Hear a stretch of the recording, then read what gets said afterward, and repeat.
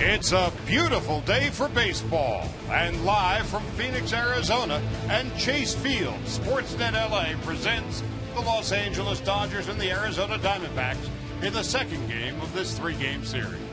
Hi again, everybody. Charlie Steiner along with Oral Hershiser and Nomar Garciaparra. Clayton Kershaw, the Cy Young and MVP award winner a year ago, about to make his second start. No decision on opening day. It was here last May 17th. He had his longest night and his shortest appearance. 7 earned runs, 6 hits, and an inning and 2/3. But we have learned one thing about Clayton Kershaw. Much like Mother Nature and Father Time, you don't get him angry. No, you don't get him angry. And there are very few days in Clayton Kershaw's baseball life that he'd like to forget.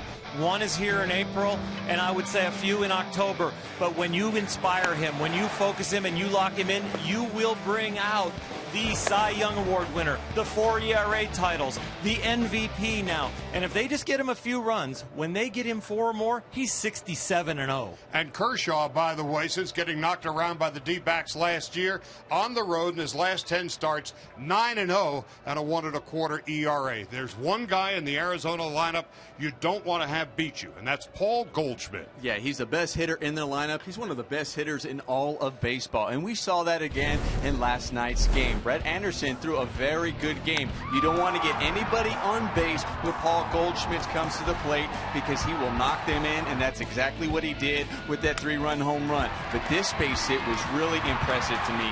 Yimi Garcia was one of the best relief appearances I have ever seen, was dotting every pitch, and he still got a base hit. Clayton Kershaw, the ace of aces, goes for the Dodgers tonight. Archie Bradley makes his major league debut for the Diamondbacks, coming up next.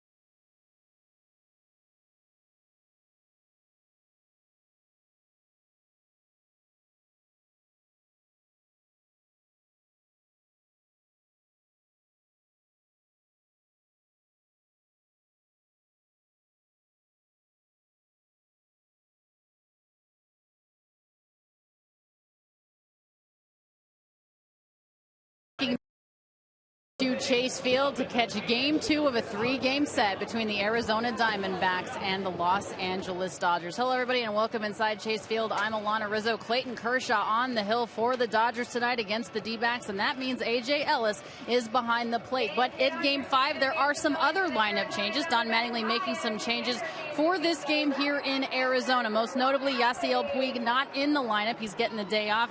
And Justin Turner is getting the start at third base in replacement of Juan Uribe. Now, Juan Uribe will be back in the lineup tomorrow. Yasiel Puig will not be in the lineup tomorrow. Andre Ethier getting the start in back-to-back nights. Andre Ethier in right tonight. He will be in left tomorrow, meaning that Carl Crawford will get the day off on Sunday's day game, John.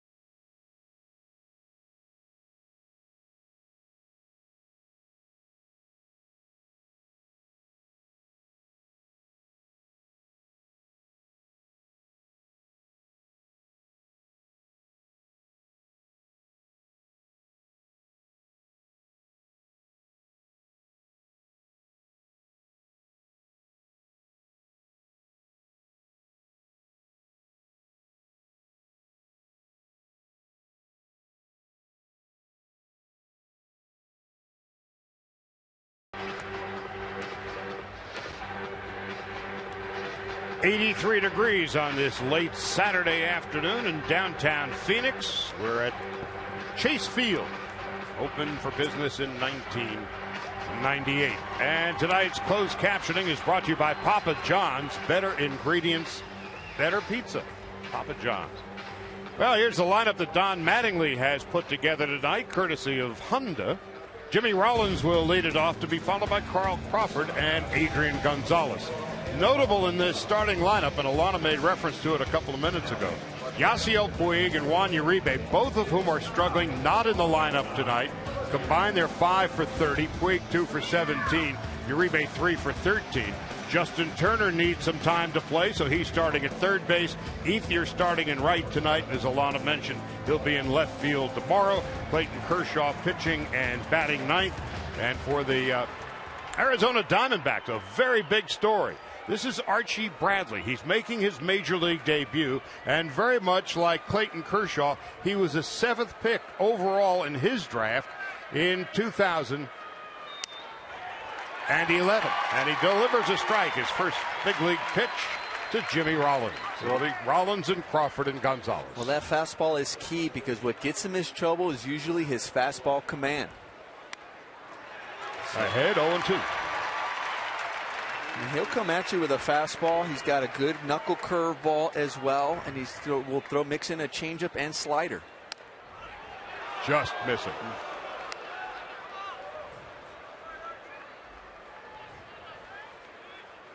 Bradley, 6'4", 230, lives in Broken Arrow, Oklahoma. And you know that hometown, Charlie, is of Billy Russell, shortstop for the Dodgers for so many years.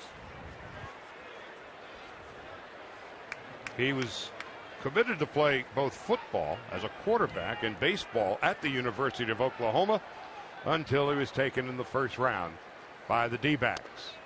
Missing outside, 3-2.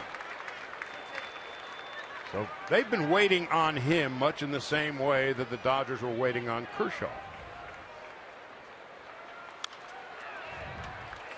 Well, last year he had problems with his right flexor tendon on his arm, and that set him back a few months, and then he wasn't able to be called up at the end of the year.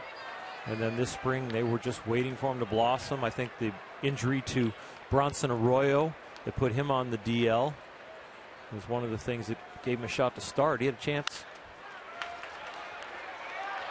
Now Bradley covering, and his big league career has begun. Defensively for the Diamondbacks tonight, Hill and Ahmed on the left side, Owings and Goldschmidt on the right, Inciarte, Pollock, and Trumbo in the outfield. Tuffy Goldschmidt wasn't expected to start tonight. They were expecting the veteran Gerald Laird, with whom Bradley had worked a very good relationship this spring, but Laird is bothered by a bad back, and so Goldschmidt is behind the plate. Now Carl Crawford coming up. Carl 5 for his first 14. And he takes a strike. Well, you were talking about Archie Bradley over at spring. I mean, early on spring, the first 2 weeks, Dave Stewart, the GM, said, I don't think he's ready for the big leagues. But they said after that, he really just earned his spot in the rotation. And here he is making his major league debut.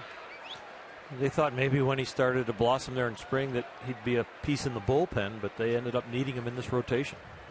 Well, this is a rotation that even the folks in Arizona say this is a weakness of the organization now, and they traded Trevor Cahill, unloaded a big contract, and they made room for Archie Bradley. They see him somewhere down the road as an ace. Crawford takes a strike. It's 2-2. It's a good time to take your lumps with some of the younger guys and let them get their big league legs under them if you really don't expect to contend yet. With Chip Hale in charge of grooming these players. Didn't check his swing, yes, says Chris Conroy, the third base umpire. 3-2 were just underway. Gonzalez on deck. No pace of play rules needed for Archie Bradley. He gets right back on the hill and lets it go. Chopped to second base. Owings throws out Crawford, 2 out. So if there are any rookie jitters for Archie Bradley, none on display as yet. He's doing a really good job keeping the ball down. A lot of times if you're hyped up out there, you're starting to throw the ball before your front foot lands, which affects your control and leaves the ball elevated.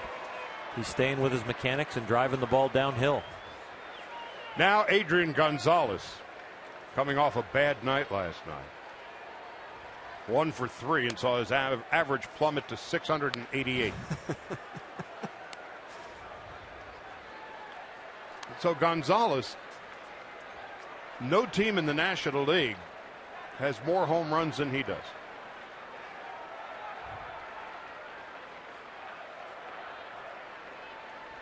One ball and no strikes. Well, the one thing about Archie Bradley, they said, is really about his fastball command. And with Adrian Gonzalez, the way he's hitting mistakes, if he makes a mistake over the middle of the plate, he'll do some damage. 2-1. His fastball has nice plane when it's down there by the knees, but it looks like it will be awfully straight if it's in the middle of the plate or slightly up. So I can see why they are really watching his fastball command. With movement, you can get away with sporadic location, but with a straight fastball, you better hit your spots. D-backs with the shift on for Gonzalez, who takes a strike at 94, 2-2. 94 will help move it around too.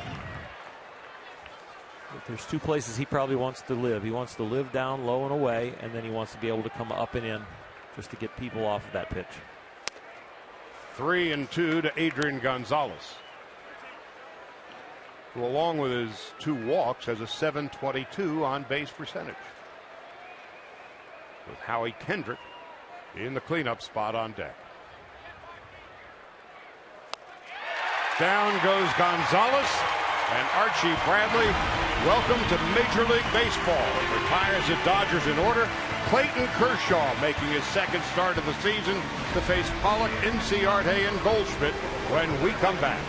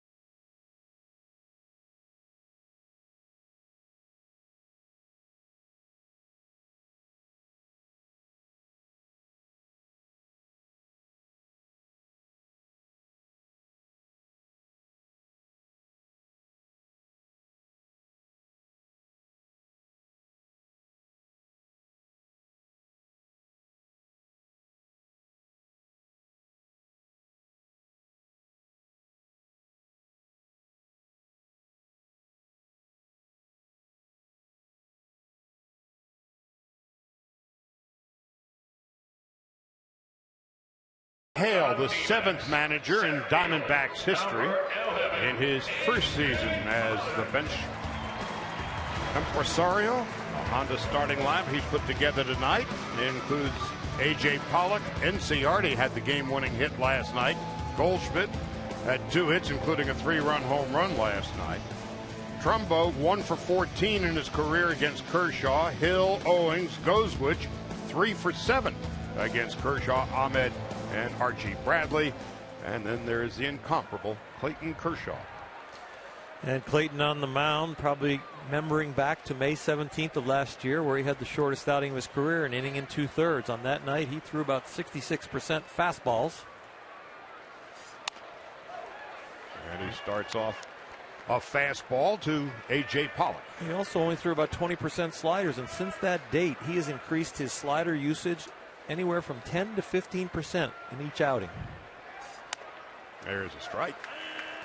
And most of that percentage increase to the sliders came out of the fastball department. So a few more breaking balls since that outing, sliders and curveballs, compared to living just with the fastball. Inciarte on deck. Kershaw misses outside, 2-1. Imagine a hitter facing Clayton Kershaw is kind of like going to the dentist. Kershaw's going to feel what it's like going to the dentist on Monday. He's going to have more oral surgery after taking that comebacker a couple of weeks ago in spring. Off the bat of Andy Perino, and he falls behind 3-1. Well, if you're facing Clayton Kershaw, you're hoping that day that he doesn't have his command, and you're hoping that if he does make a mistake, you're able to square it up. 3-2. Because even if he doesn't have his command, he still finds a way to get you out and will still battle you. So you're definitely no matter what, you have to be ready to see if you can get a ball you can handle. So Pollock has worked the count full and begins the bottom of the first with a single into center.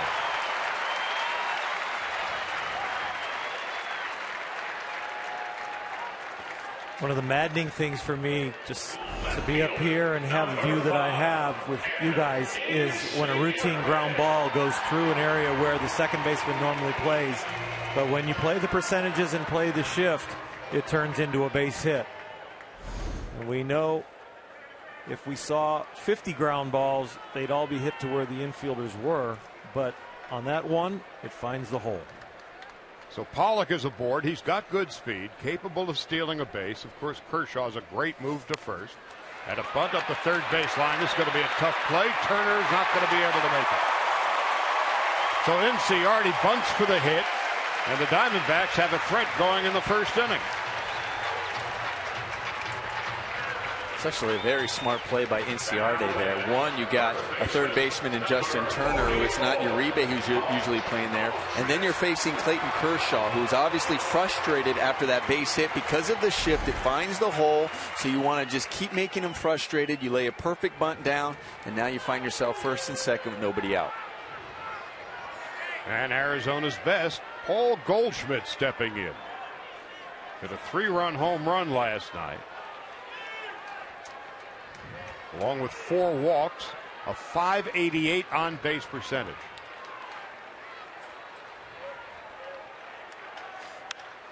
Into right field, right at Ethier. Runners stay put, and a perfect throw back into the infield from Andre Ethier. Ethier's in right tonight, Jock Peterson in center, and Carl Crawford is in left. In the infield, Turner taking over for Uribe tonight. Juan's been struggling with the bat. Rollins and Kendrick up the middle. Gonzalez at first. And A.J. Ellis making his second start of the season. Of course, it made the first start on opening day, catching for his old buddy Clayton Kershaw. Mark Trumbo stepping in. Trumbo 1 out of 14 in his career against Clayton.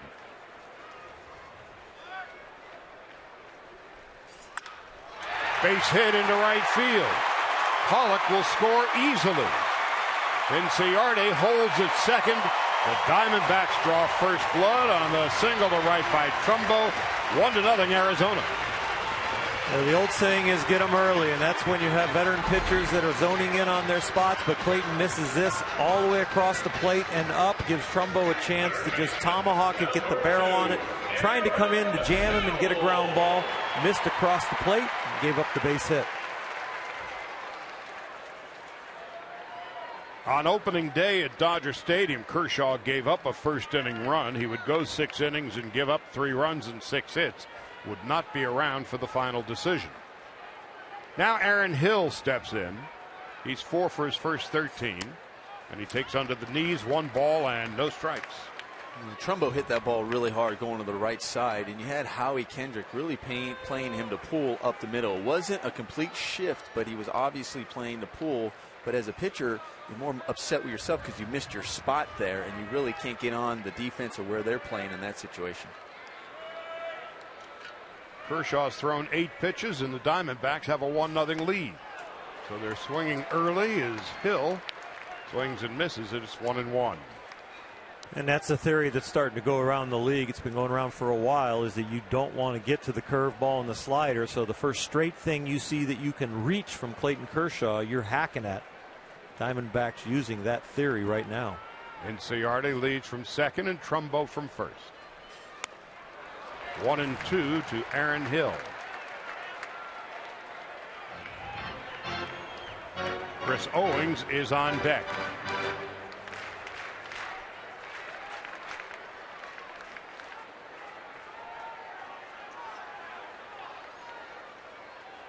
Jake Lamb, left-handed hitter, is pretty much the everyday third baseman from Chip Hale's point of view. Hill goes down, but with the lefty Kershaw going tonight, and Anderson last night, they have gone with Hill, and he goes down swinging.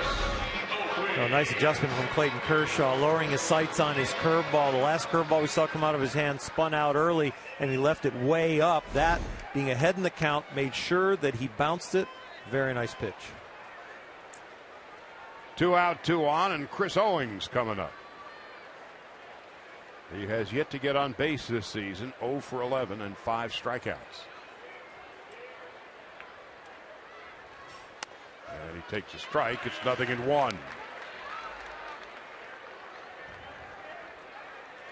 Owings and Didi Gregorius were in the battle for the shortstop job. And that was until this winter when Gregorius was sent to the Yankees. And then Nick Ahmed, they decided, was a better fielding shortstop, and they moved Owings to second base. He slashes a foul into the stands, and hopefully everybody's all right over there. Or as a pitcher, if you're Clayton and you know your outing you had last May, you still are aware of that here, and you find yourself now with guys in scoring position, does it creep into your head just a little bit? Creeps in a little bit, and I definitely know it was in there before the game started, but it doesn't creep in as fear as much as it creeps in as motivation. That little bit of extra focus, and believe it or not, you can actually get bored playing this game, you know, and you're looking for those edges on that day you're going to go out there to pitch. Owings stays alive on a 74-mile-an-hour curveball. Something that makes it a little bit more personal. Right. It's one thing to go compete. It's another thing when you're competing and there's something personal that's under your skin.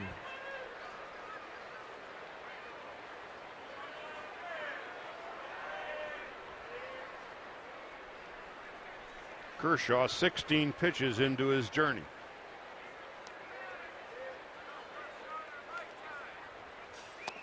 And the 17th strikes out Owings. But the Diamondbacks come up with a run and 3 hits. When we go to the top half of the second, it'll be Kendrick, Ethier, and Turner coming up.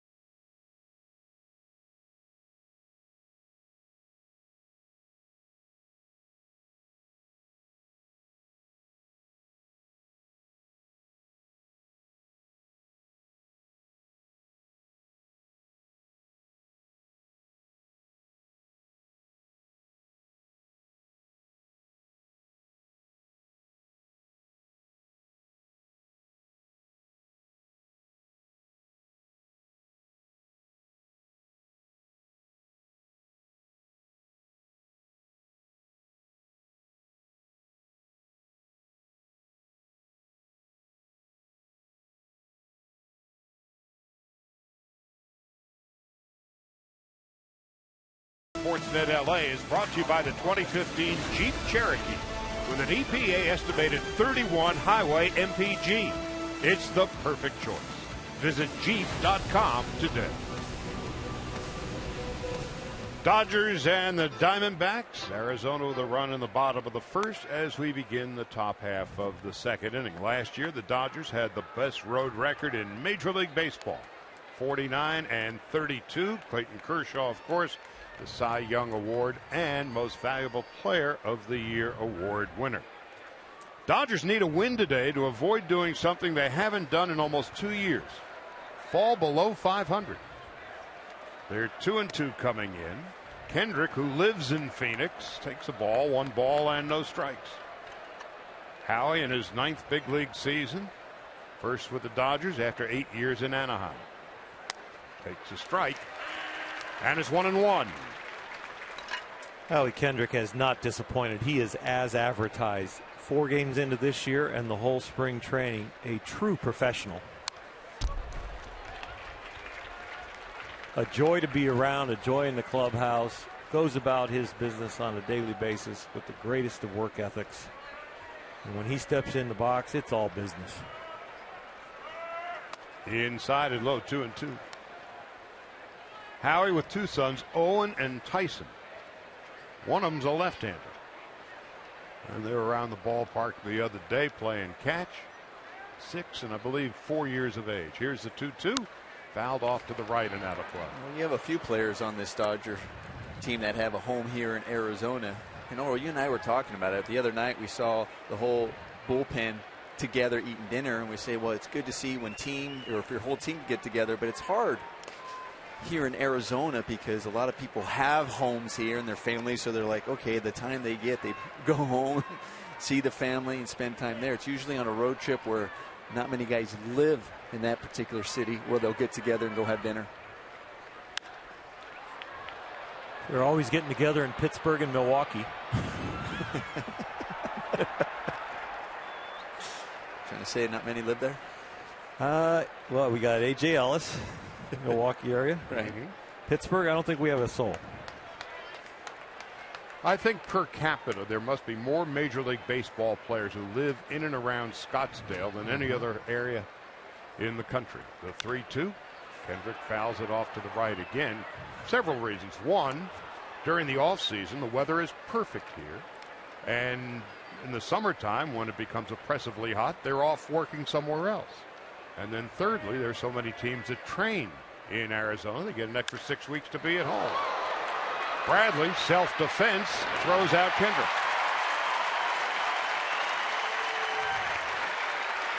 Might have hit him in his wallet.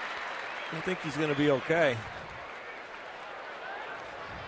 Yeah, as a hitter, you're frustrated because you drive this ball right back up the middle, and it hits the pitcher, and it doesn't carry him far enough away, and you're still out, and you do everything right as a hitter.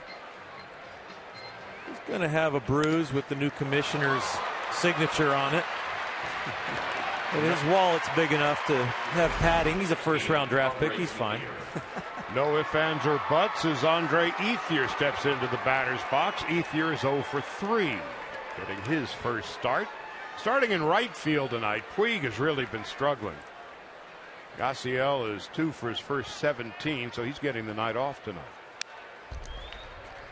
And the expectation is that Carl Crawford will get tomorrow off, and Andre will play in left field.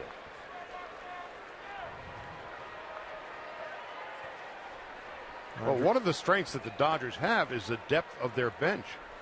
These guys have to get some playing time. Ethier and Turner, for instance, are getting some playing time tonight. Won't be long, I'm sure, before we see Van Slyke getting a start.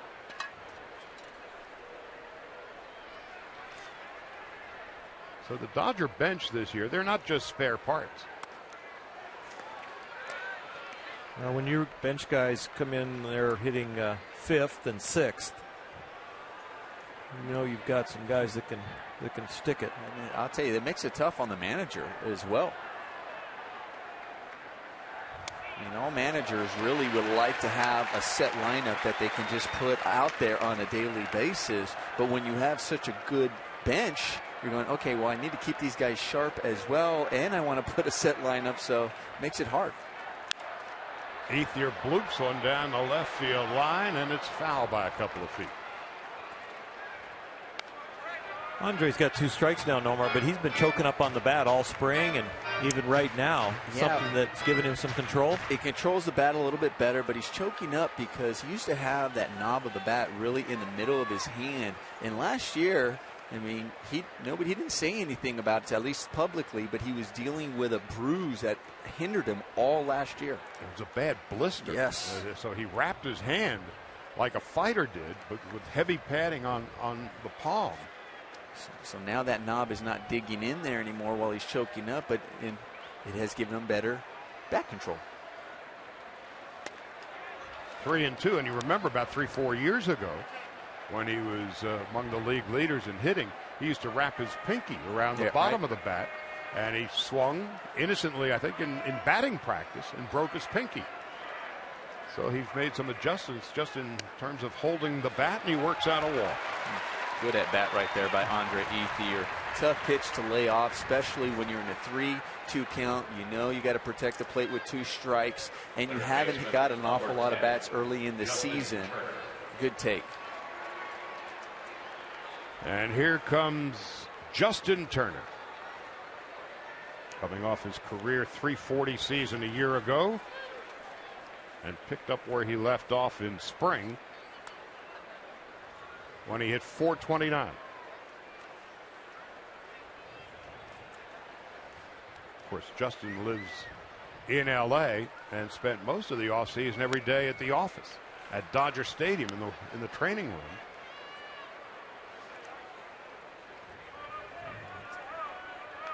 Looking at Lorenzo Bundy, the third base coach, flashing the signs.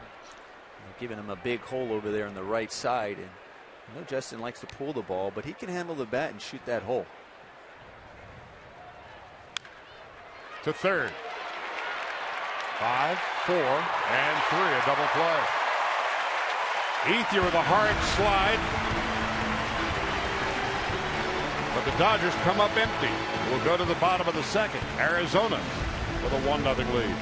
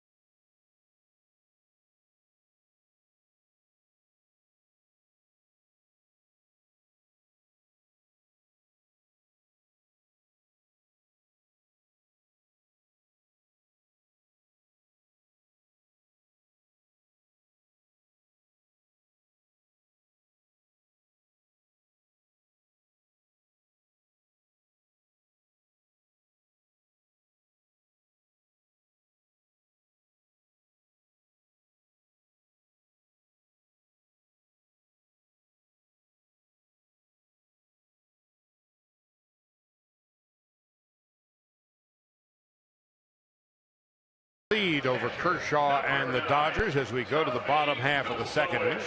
It'll be Tuffy Goldschmidt, Nick Ahmed, and then Archie Bradley. So Kershaw looking for his first win of the year. Of course, having that all-world season last year when he went 21-3 and a 1 3/4 ERA. Here's Goldschmidt, who wasn't expected to start tonight. The veteran Gerald Laird was, but Laird has been fighting a stiff back. And oh, by the way, Goldschmidt 3 for 7 in his meetings, brief as they may be, against Kershaw. Couple of hits for Goldschmidt and a walk. 1-0 Arizona in the second. There's a strike.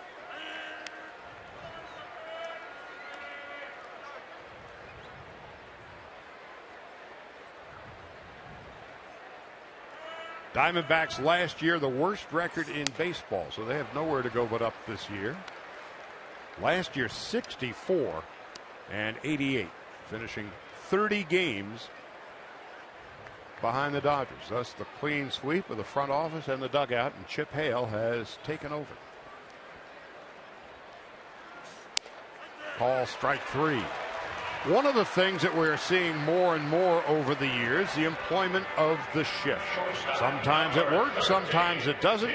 Alana Rizzo downstairs with more. Alana? Well, guys, you remember when Clayton Kershaw pitched against the Padres, they did put the shift on against Matt Kemp, because when he hits the ball out of the park, he hits it to all fields, but that's not the case when he keeps the ball on the ground. That's why the shift was on. I talked to Tim Wallach about it earlier today, what they would do against the Arizona Diamondbacks. He said they would consider it with Pollock, which they did, and switch it with 2 strikes. They would not do it against Hill, and there's no point in doing it against Paul Goldschmidt, who hits the ball all over the field, guys.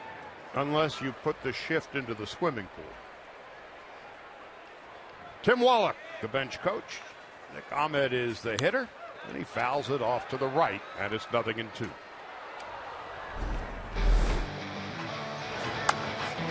On Monday, the Dodgers put the shift on for Matt Kemp, and he promptly singled to right. And with the shift on once again. Going the other way was Trumbo to knock in a run. Live by the shift and die by the shift. Yeah, I understand where you have all this information and where these hitters might pull the ball.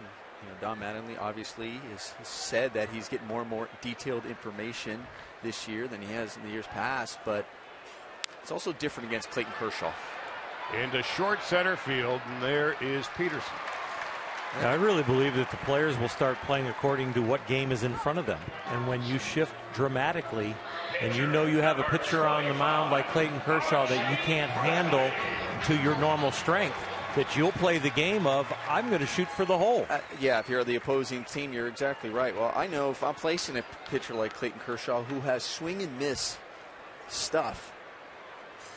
Archie Bradley, in his first game, gets his first big league hit in his first at-bat. Let's see, your first strikeout is Adrian Gonzalez, and your first hit is against Clayton Kershaw. And you might be, both first might be against Hall of Famers. Right. And he will take a souvenir home. And he gets a fastball just right over the middle of the plate. And no shift on Archie Bradley, no data at all, but just found the 6-hole. Speaking of that data, like we said, I go, when you're facing Clayton Kershaw, you're going to take a 2-strike approach because he had, you know, from a 0-0 count right when you step in the box because he has swing and miss pitches. A.J. Pollock, who's singled to center in his first at-bat. And so in this at-bat, Howie Kendrick is shaded towards second base. Still on the first base side of second, but there's a big hole on the right side of the diamond for Pollock. And Ciardi on deck. 2 out in the bottom of the second. Kershaw's 28th pitch. And he's got him picked off. Welcome to the big league, son.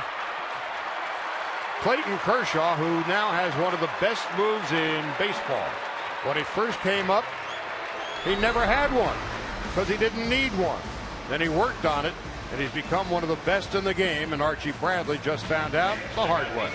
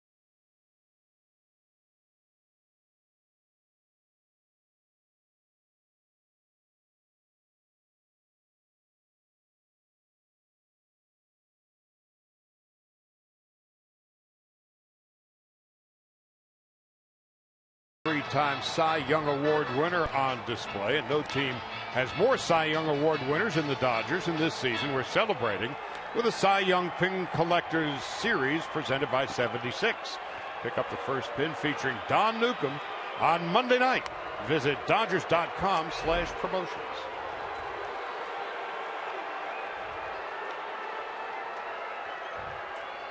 So Kershaw, as we're mentioning, going to break. When he first came up, he didn't have much of a pickoff move because in high school he didn't need one because nobody ever got on. Well, it didn't take long for him to acquire yet another talent in which he excels, and he picks off Archie Bradley, who is about ready to throw in the third inning.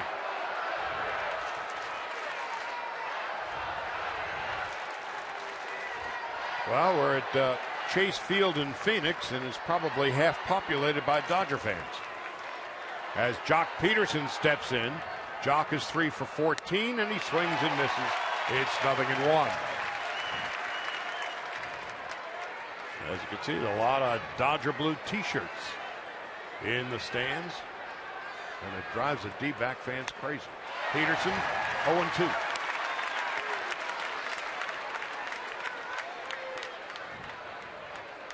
Dodgers travel well, as they say.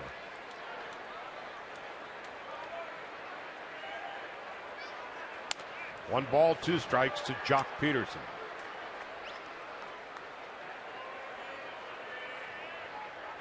Tomorrow, Zach Greinke and Josh Colmenter.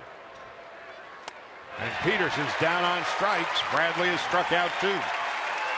Well, Jock used to seeing Bradley because last year in AAA, those two faced each other. Reno against Albuquerque.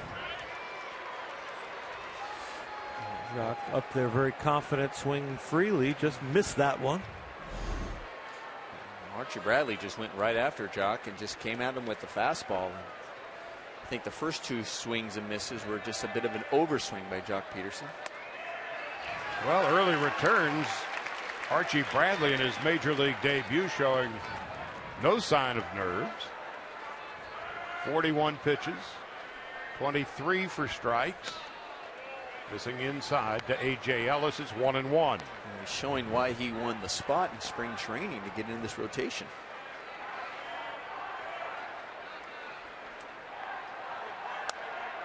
Did Ellis go around? Yep. Angel Hernandez, the first base umpire. 1-2. He's got a little jump to his delivery. He does a nice job starting a little bit close, breaks his hands behind his front shoulder so the hitter can't see that, and then kind of just jumps at you right there at the end. Chopper to short. Ahmed easily throws at Ellis, 2 out.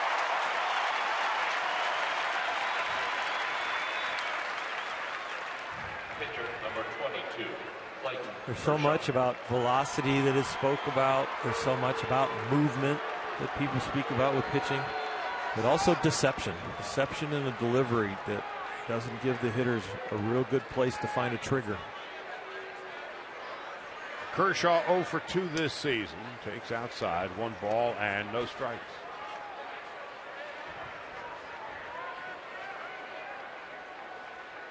Clayton hit a $175 last year, and it's 1 ball and 1 strike. 1 career home run, that was on opening day a couple of years ago to beat the Giants.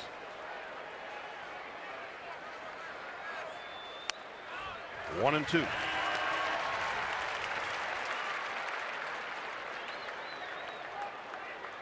Well, Archie Bradley is a fast worker. In 2003, Randy Johnson, Cy Young Award winner, pitched here in Arizona against Edwin Jackson. And Jackson pitched the game of his life. This is kind of one of those role reversal kind of moments, perhaps, as Bradley is making his major league debut against the major league's best pitcher. See how it plays out.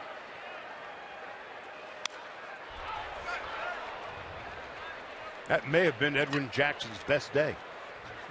Could very well have been. Against Randy Johnson, the 2015 class, going into the Hall of Fame member. Gave up a run in 6 innings that day. Did Edwin Jackson and Kershaw.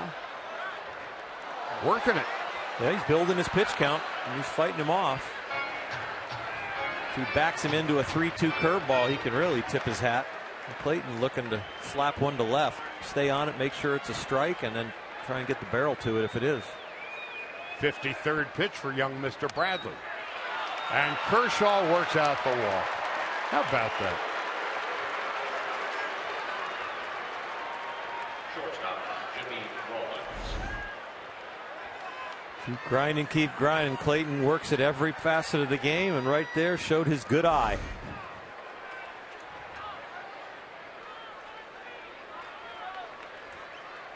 Coming off last year's, here's Rollins, who bounced out in his first at bat. Kershaw may have been the best player in the game. He just also happened to be the pitcher. There was no doubt that he was the best player in the game when he was on the field. The only doubt if he was going to win the MVP was he on the field often enough, and the voters determined he was.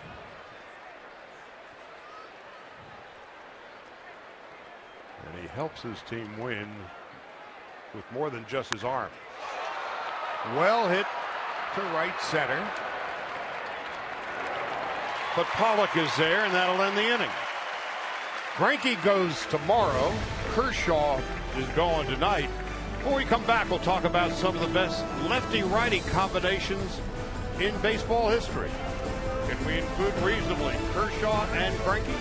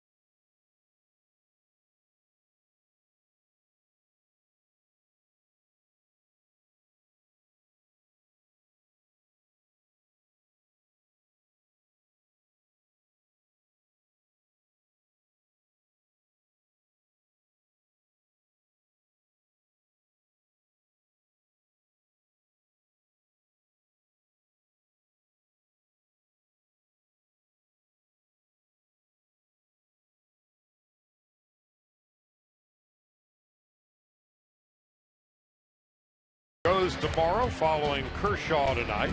So who are some of the best all-time lefty-righty combinations? Koufax and Drysdale.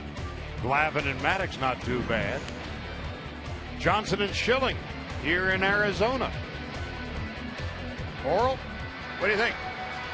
Well, I like the Koufax Drysdale because of the 3 world championships. The Cy Youngs, the total of 4. But with the team thing, to have 3 world championships compared to the 1 each of the other two pairs, I'll go with Koufax and Drysdale. Yeah, I can't argue with that. I mean, I can understand why. But there were some other good combinations. Ones I always think of, and we talk about the new age of baseball. They left it out in Moneyball, but I'm thinking about when Zito, Mulder, and Hudson. They had Hudson in there, the righty, in between 2 unbelievable lefties going in there. So. That was Moneyball. Yeah, exactly. It's a missing chapter in Moneyball. Yeah. You can talk about on-base percentage all you want. Those guys. Those 3 guys. Those 3 guys. Hudson, Mulder, and Zito. And with a good bullpen, and they had 2 other guys. That's like Glavine, Maddox, Smoltz. Yeah. Mm-hmm. And Johnny Padres you add to the Koufax Drysdale group. And to win world championships and to do the things they do, you've got to have other parts of the rotation. But just the whole lefty-righty combination like we have Kershaw and Greinke. How about when the Phillies had Cliff Lee and Roy Halladay? That's pretty good. A.J. Pollock is 2 for 2. A hard line drive single into left field to begin the 3rd inning. Well, Dodger fans also, and quite naturally, partial to Koufax and Drysdale. I'm quite partial to both these guys because they taught me so much about pitching and the game and life. Don was a great role model that we had around as a broadcaster and lost him too early. And then Sandy, who of course is still with us and is just a wealth of knowledge and a fine gentleman even to the man who's on the mound tonight, Clayton Kershaw. Ender Inciarte has a bunt base hit in his first at-bat, had the game-winning hit last night. Takes a strike, it's 0-1. And when Koufax shows up in Glendale for that week or so where he mentors not just the pitchers, just his mere presence, everybody knows it. He doesn't announce it, doesn't want the attention, but can't help but get it. I've been around President Bill Clinton, Ronald Reagan, Sandy Koufax, Tommy Lasorda, Vin Scully. They walk into a room, it's just a different feeling. Inciarte is 2 for 2. Some people have that aura around them. You just in awe.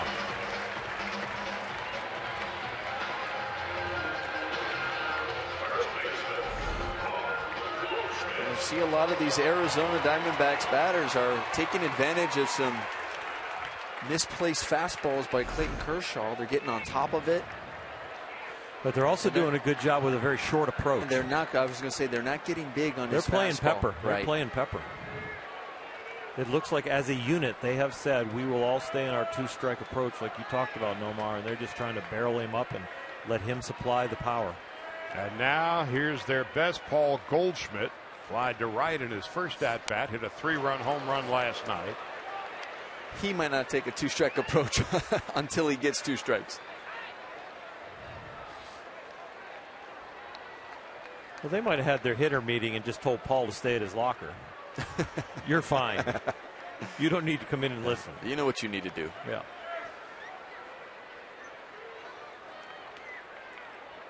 So we have 2 of the best offensive first basemen in the game. Double steal, throw to third, and dropped by Turner.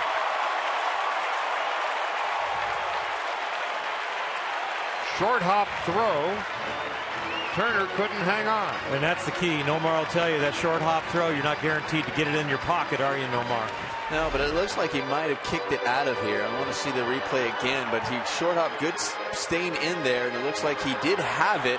It just was kicked out of there. And, you know, sometimes what makes it difficult is he threw him out by so much. It's staying in there, as unlike a guy who can catch it and get that quick tag in and out of there. So he had to stay in there to make sure. Turner got spiked. And so Stan Conti comes out immediately. Oof. Yeah, for the little leaguers and other guys that are watching as far as tag, what Nomar's talking about, you put your glove down there, and once you feel the tag, you get it out of there. You don't need to leave it in there like he did. He was trying to make sure because of the one-hop throw. Take it, Nomar. Yeah, well, here he catches it.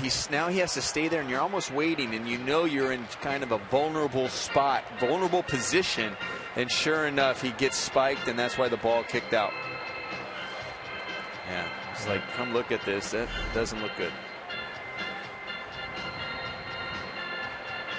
As Conti works on the finger, Juan Uribe thought he was going to get the night off tonight. Alex Guerrero played some third base this spring as well. So Mattingly, if need be, has a couple of choices. Well, Justin might be able to stay in because it is his glove hand as compared to his throwing hand in that finger, that index finger. But if he stays in there, we'll see if he can grip the bat when he comes in the dugout, and that'll be another test.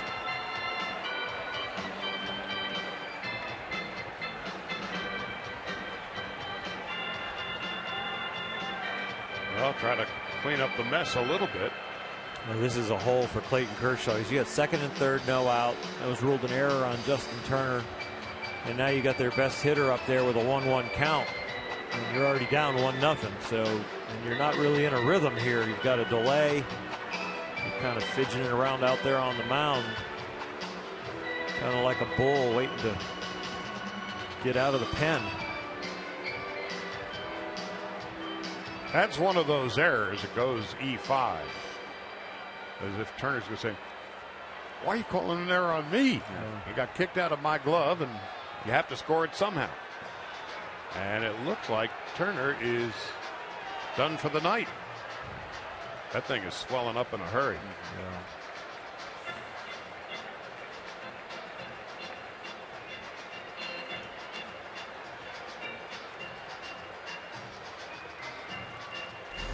You know, that finger is in the glove, so for it to be cut, he got cut on as the ball was getting kicked out. The glove is coming off of his hand. So Uribe will take over at third.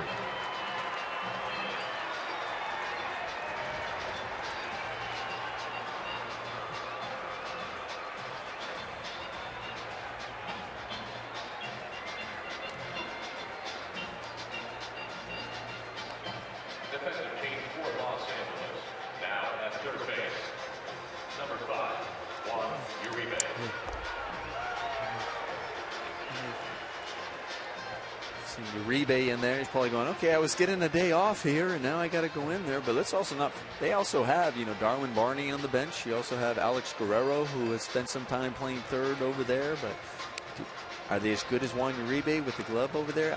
No. But, few are. But if you're exactly, but if you were thinking about getting Uribe a total day off, I mean, those were other options as well.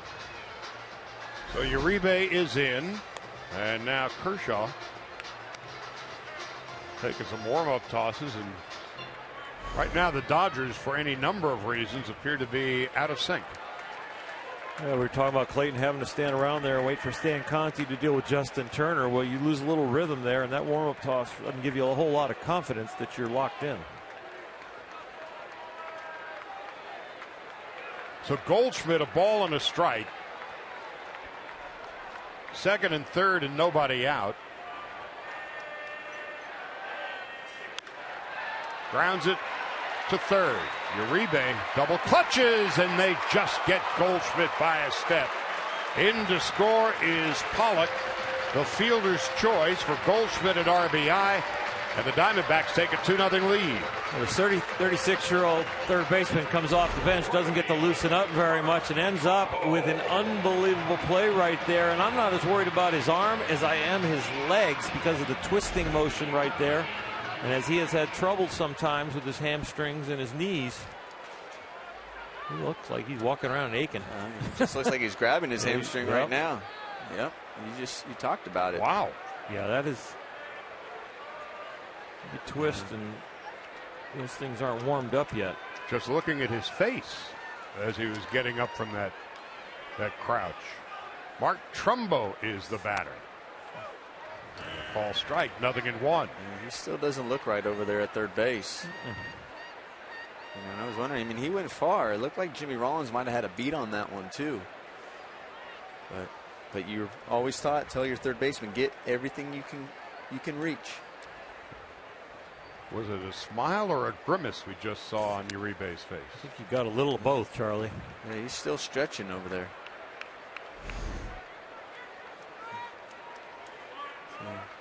It's right after the play right there, and he's like smiling with the umpire. Can you believe this? Baseball's Murphy's Law.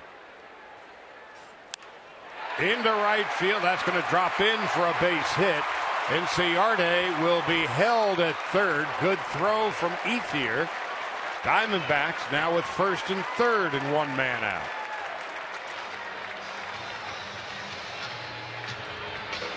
Inciarte had to read to see if the ball was going to drop at his speed. You'd think he'd score on this ball, but he doesn't break right away. And Andre Ethier does a great job busting in on this as hard as he can. You see, he never really breaks stride. Just times up his charge with the ball. Gets it in quickly to AJ. Juan Uribe is still seemingly uncomfortable over there from that very first play. Normally, Uribe has a smile on his face 24/7. Not at the moment. Aaron Hill with runners at the corners. Kendrick steps on second, throws to first. The damage is done. However, as the Diamondbacks come up with a run and 3 base hits. And now we will keep an eye on Juan Uribe as he heads back into the dugout, having replaced Justin Turner. Turner injured when he was spiked on his hand here in the bottom half of the third. 2-0 Arizona.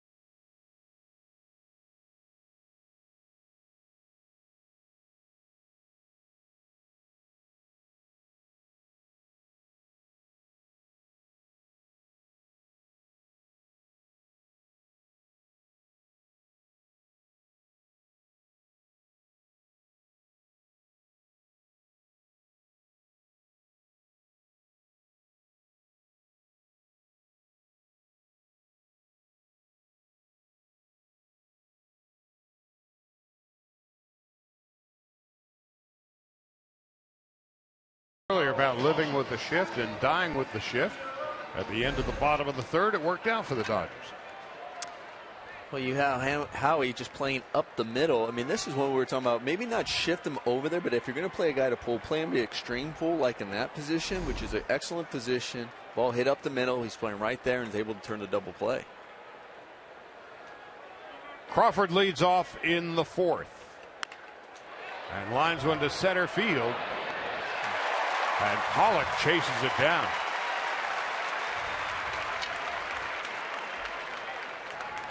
So Clayton Kershaw is down 2-0, and he is, well, he's not exactly on the bench, is he, Alana? No, he's not, and I don't have any scientific proof of this, Charlie, but Nomar Garciaparra and I were talking about this yesterday and earlier today. The Diamondbacks visiting dugout and the bench is not exactly the same as their own home bench.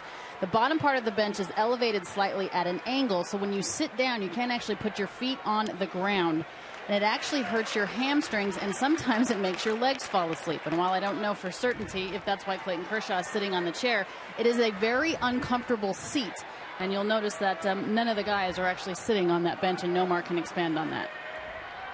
Yeah, it's one of the worst benches in baseball as far as dugouts. You either sit on top of it or you sit in front where all the guys are. And you see Clayton has a chair there because he wants to relax, because if you sit on that bench, you see kind of Honeycutt sitting there, and he was kind of sitting in front, but he's got his legs down. If he sat all the way back, if he went back, his legs goes up, and that bottom part of it, it really digs into your hamstrings. It is so uncomfortable, and nobody ever sits there.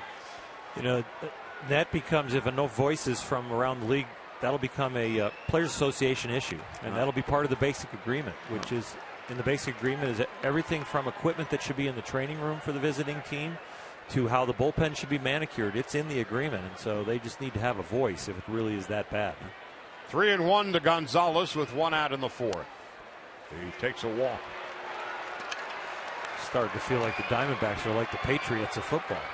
Well, you know, it's been like that. You know, I think since it opened in '98, it has not changed. And I think early on, even the home was like that too. They had the same type of bench on both sides, but they obviously complained and said, "We got to fix this." So theirs are a lot better, a lot different. And they're like, "Well, if there's an issue, why are we going to change it for the visiting side?" How hard is it to make a reasonably comfortable bench? Do you want your visiting team you don't want them too comfortable, do you? Yeah, but the rules say you're supposed to have, equitable sides. And well, I wasn't suggesting a sofa and a blanket.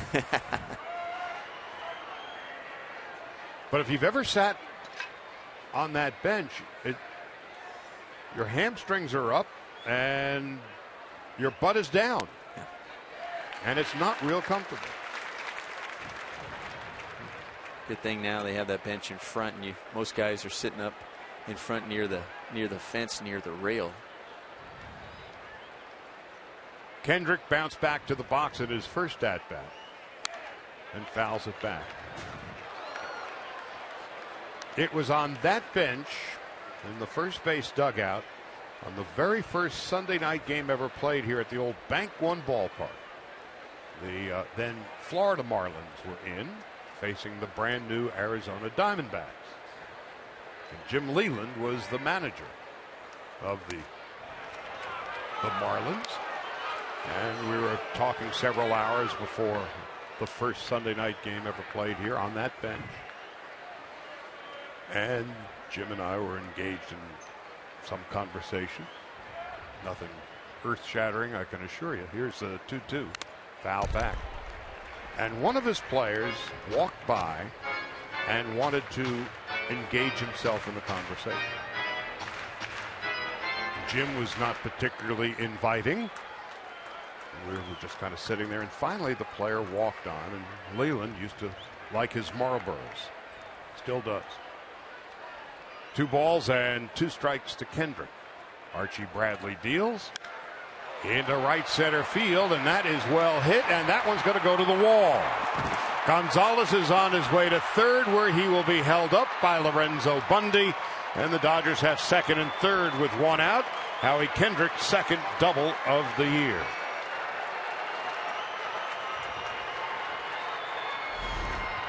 Howie staying inside of this ball and going the other way and driving it to right center. And I'll tell you, Adrian Gonzalez really had a good jump at first base. He read that well, did not freeze, and made it tough on Lorenzo Bundy to decide to hold him up because he got a good jump. But we know he's not the quickest guy on the Dodgers. But he was running all the way thinking that he might score. Right at the end, Lorenzo holds him up. And you also got to factor in who's coming up. Also that there's one out, and you don't want to run yourself out of this inning. How he's used to hitting doubles and having the guy in first not score with Albert Pujols there. There you go. Ethier walked in his first at-bat. Andre turned 33 yesterday. Of course, born and raised in Phoenix. Went to Arizona State. Made his major league debut here at Chase Field. So Leland and I are talking, and this one player is just kind of standing around, and finally the one player decides to leave. Leland turns to me and says, "You know what his problem is?" I give up. What's his problem? The problem is he ain't quite smart enough to realize he ain't that smart.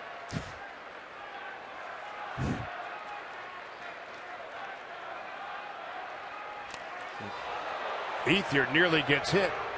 And Alex Guerrero you just saw in the on-deck circle.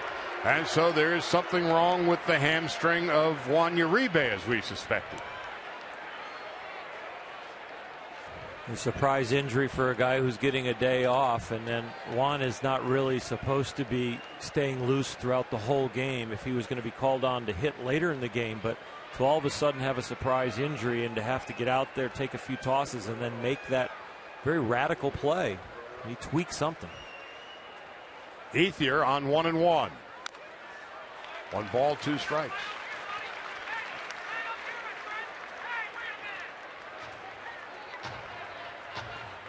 Gonzalez at third, Kendrick at second, and Juan Uribe on the bench. And Juan always has a smile on his face. And that picture is telling 1,000 words. So 2 injuries in a matter of minutes at third base. There'll be some second guessing on the choice of who replaced Justin Turner. Yeah, and that's what, when if you're going to give a guy a day off and that's your intent, and he knows that, and his mindset is that way. Some would say you consider Darwin Barney or Alex Guerrero. If you have the depth there in your bench, and if they're on the bench and you believe those guys are deservingly to be in this roster, then use them. Ethier takes high and outside, 3-2. That's a nice take right there from Andre. He had a good at-bat. His last at-bat and drew a walk, and his eye is sharp right now. Take a look at this breaking ball, see if it makes its way back onto the strike zone. Pitch track says no. Meanwhile, slowly but surely, Bradley's pitch count. This is going to be his 73rd with just 1 out in the 4th. Did Ethier go around? Yes, he's been struck out. Go, Andre, run.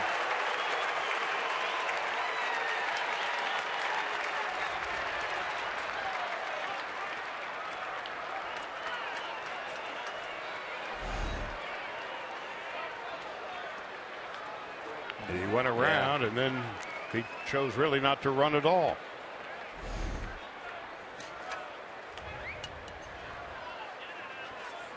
So now there's 2 out. And Alex Guerrero is going to pinch hit for Uribe. And Mike Harkey is going to go out and talk with his young protege, Archie Bradley. Yeah, they're going over Guerrero and the scouting report. Here's a guy that was on the bench, didn't start. We're on our third baseman, so Mike Harkey's going over how to pitch him, at least in the Arizona Diamondbacks' mind. And that was a big strikeout right there for Bradley. Andre Ethier up there. I mean, for the Dodgers, he won at least try to get at least 1 run this inning. Uribe was on the DL twice last year with the hamstring for about a month, from the end of May to end of June, and then the final 2 weeks of August. And it was that right hamstring again that took a bite out of him tonight. And Alex Guerrero, who had a terrific spring for the Dodgers, takes low, 1 ball and no strikes.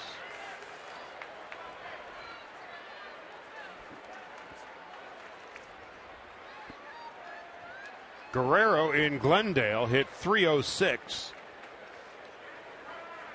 and hit .329 at Albuquerque last year.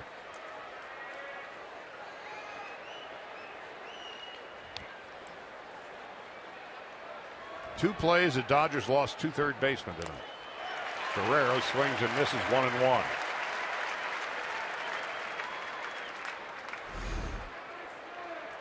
Bradley has shown some good breaking balls with very good location, using a lot of the plate, but having good sharp movement and good height as far as keeping them down. Second and third with two out. 1-2.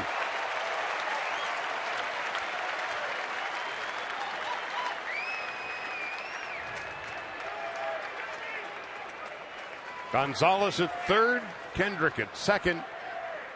Alex Guerrero's first at bat of the season.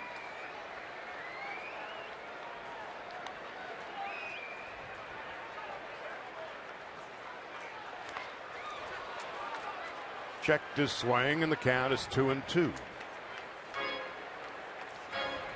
We've seen a lot of check swing on Bradley's breaking ball, which tells me that he's having some good tight movement on that ball, especially when his release point, where the ball is not flipping up above his hand but staying on the same plane as his fastball, and then giving a nice sharp break down.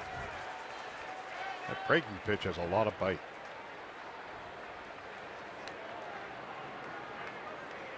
On 2-2.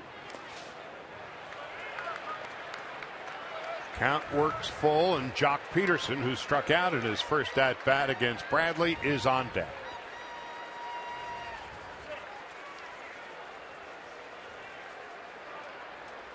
Won't be surprised if you see a 3-2 breaking ball here. First base open, and a rookie that he dominated in his first at bat on deck. Foul past Davey Lopes. Went with the cheese.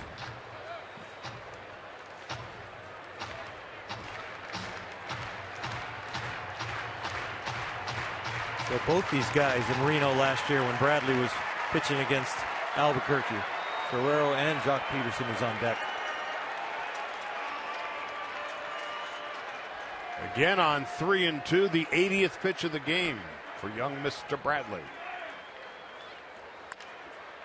To third. This should end the inning. Hill fires a strike to Goldschmidt. Guerrero's retired. So are the Dodgers. They lead 2, and after 3.5, Arizona 2-0.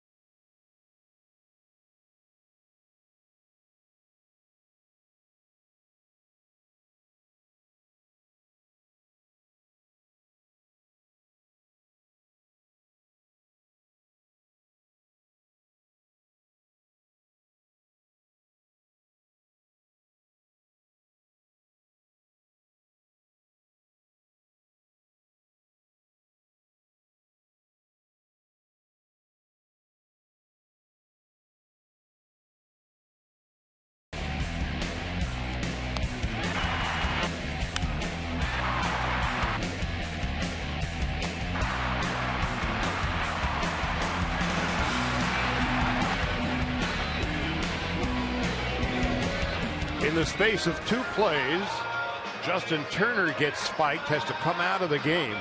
The very next batter, Paul Goldschmidt, after Juan Uribe took over at third base. Hit a slow bounder toward the middle of the diamond. Uribe picked it up, threw awkwardly, and appeared to pull his hamstring. So he came out of the game. And so as a result, over at third base now is Alex Guerrero, who played a fair amount of third base this spring. So he's the third baseman of the evening. Chris Owings takes a ball, 1 ball, no strikes. Owings struck out in his first at-bat. He is looking to get on base for the first time this year. He is 0 for 12 and has been punched out 6 times. 1 ball and 1 strike. Uribe, who had been on the bench, has gone into the clubhouse where the hamstring is being attended to, and the trainer's room has got a backup down there between the finger of Justin Turner. He got spiked and came out. And so Wallach and Mattingly trying to figure out how to get it done the rest of the way.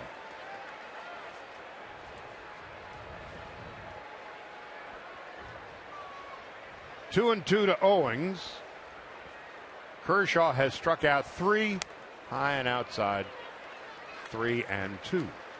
Yeah, when you think about the bubble that we had back in spring training on making some roster decisions, we thought that Darwin Barney was on the bubble. We thought that Kike Hernandez was on the bubble, and Chris Heisey also was on the bubble as far as depth in the roster. So if there is a DL situation, I'm sure Andrew Freeman and Farhan Zaidi are on the phone with the AAA club talking about those guys. Maybe even if they think they're going to need somebody, removing somebody from a game in the minor leagues, making sure they don't get hurt down there. On 3 and 2, Kershaw walks Owings to begin the 4th. Kershaw still looking to find himself tonight. There have been nights and days in spring training when Clayton has said, you know, I just haven't found my lanes yet. You get inside lane, the outside lane. Well, tonight he hasn't really found that inside lane to righties where he predominantly can go in there at will and jam people and get them really conscious of the inside. And also he really hasn't found the correct height. He has been missing high most of the time. Purely conjecture and nothing more. If the Dodgers have to make a move for either Turner or Uribe, it would appear that Kike Hernandez would be the most likely, because it was really boiled down to him and Darwin Barney for that final spot. And think about Kike Hernandez, who, by the way, hit a home run for Oklahoma City the other night. He can play every position save pitcher and catcher. And he's got some power with him. Yeah, he has some sneaky power. He really goes up to the plate, and you think you're kind of resting when you look at Adrian Gonzalez and Howie Kendrick and Jimmy Rollins and, you know, that lineup, and all of a sudden Kike comes up and you go, oh, maybe a little bit I can rest a little bit. But no, you better not rest. He hit 5 in spring and hit 1 in his first game in Oklahoma City. So time will tell. Here's the 0-1. It's inside. The other thing, too, is, you know, we're getting on that, you know, about 5 days away from that 5th starter that you're possibly needing. There's going to be some movement there. So if there is talk about a DL for any one of those players, that's going to be in the conversation as well. A move has to be made, presumably in time for Tuesday's game against the Mariners. Into right center field. This could be trouble. And it drops in for a hit. Owings will go to third, and Kershaw's in trouble again. First and third, nobody out. Sometimes they hit it hard, and sometimes they hit it where they're not playing. And for Clayton, so far in 2015, a lot of the balls have been hit where people are not playing.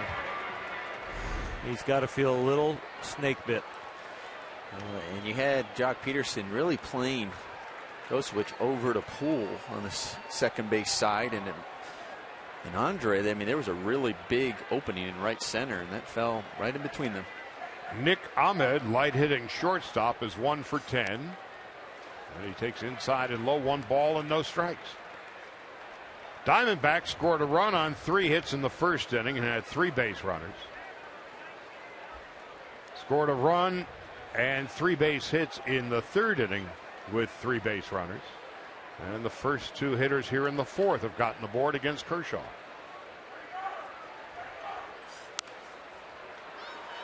One and one to Nick Ahmed. Played collegiately at Connecticut. And this is a guy that Clayton is smelling, that he can get him out with a strikeout or a weak out where it freezes the runners. He's smelling that he can get out of this inning. He's trying to build this count to 2 strikes so he can put him away. This is the beginning of the path to get out of this inning with a 0.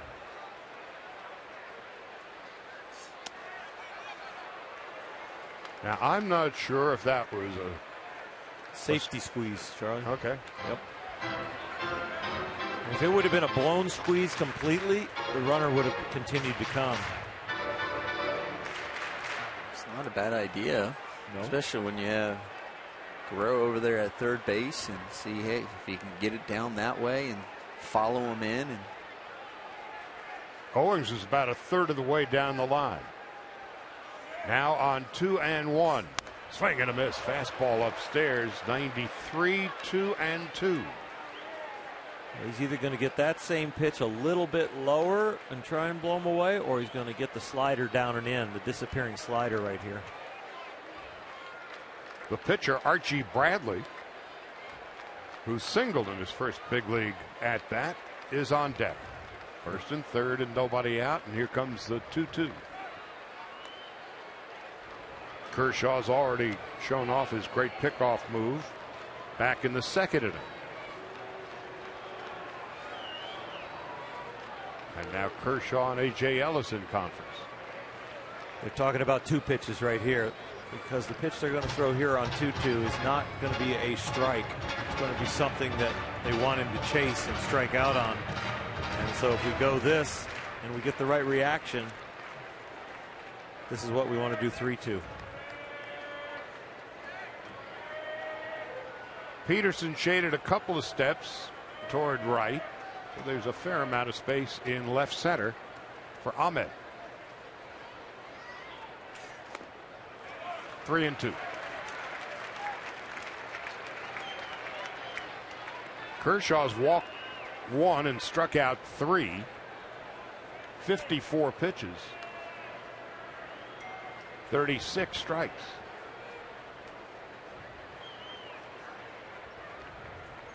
Three balls and 2 strikes.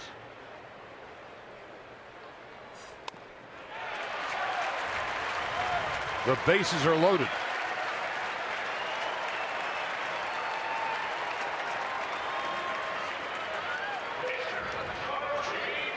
Everybody starts to look human if you can't hit your target. Clayton is really struggling with his command.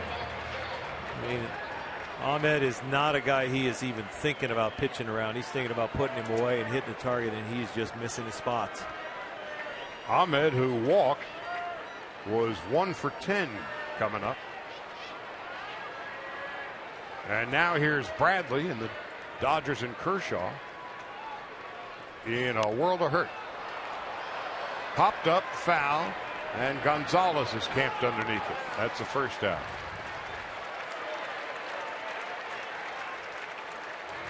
You can see how important that walk to Ahmed was, in a place where he could have got him out and then have the pitcher coming up, retire the pitcher on 1 pitch, bases loaded, 1 out instead of 2 men on and 2 out. And A.J. Pollock, who's 2 for 2 and 2 runs scored, coming up.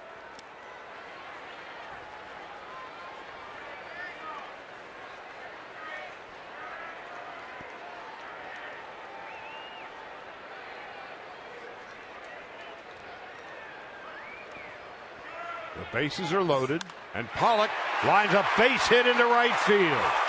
Owings scores, and it is now 3-0.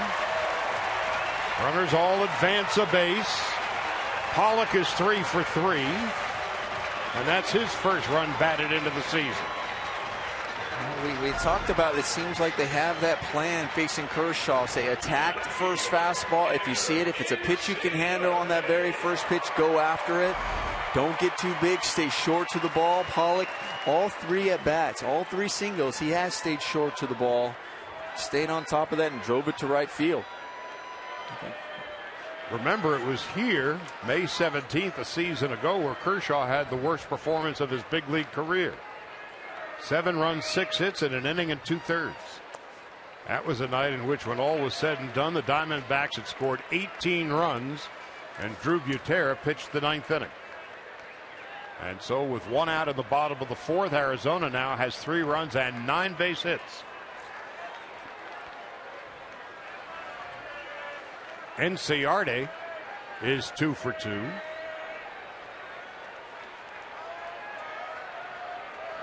Kershaw's 59th pitch is a strike. 95 on the black. That's the first real quality Clayton Kershaw-esque pitch we have seen. That fastball right there. His pitch count is still under control, where he could go 7 innings, give up 3, get a quality start. Dodgers get him some runs, but he's got to do it right here. 1-2. 94. The turnaround of this night has got to start right now for Clayton Kershaw.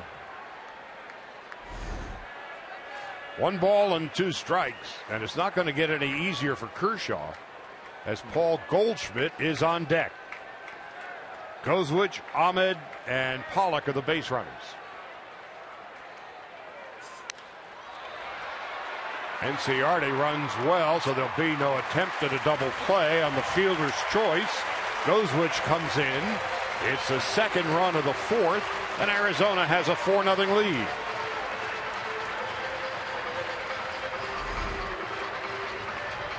He just pounds this ball right into the ground. And with that speed, I mean, there's nothing. The infielders are just going, all we can do is get 1. There's really nothing they could have done on that ball.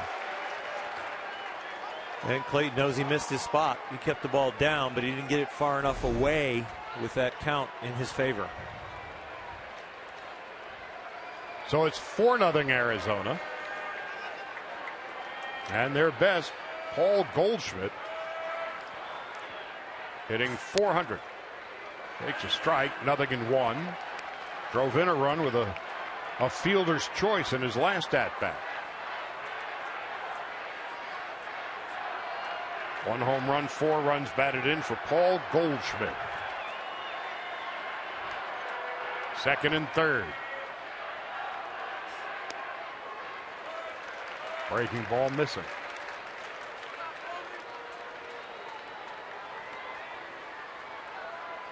Goldschmidt now 27. Ahmed at 3rd and Pollock at 2nd base. Goldschmidt last year 300 with 19 home runs, 69 runs batted in. Missed a ton of time. Broken hand and takes a strike. It's 1-2.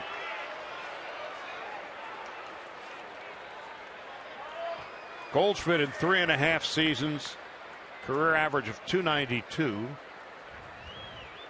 In 2013, 36 home runs and 125 runs batted in. 2nd and 3rd, the 1-2 on the way. 2-2. If you look ahead the next inning, Charlie and Nomar, Juan Nicasio up in the bullpen. Kershaw's the 3rd hitter. No matter if the pitch count's in control at 65 and he feels fine, the Dodgers might choose to try and get some runs.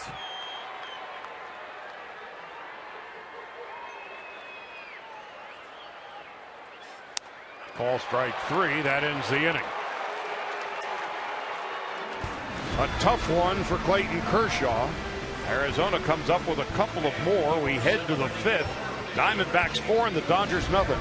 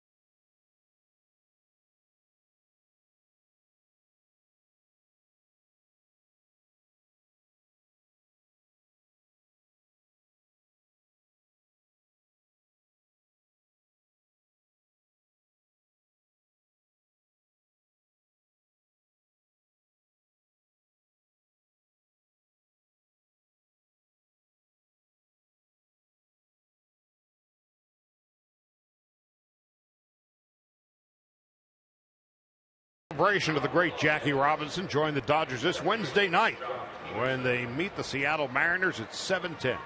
First 40,000 fans in attendance will receive an adult Jackie Robinson replica jersey presented by Bank of America.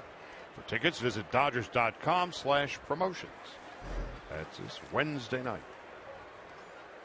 No one will ever wear that number again in baseball. Jock Peterson leads off. Archie Bradley's first pitch of the fifth is a strike, 0-1.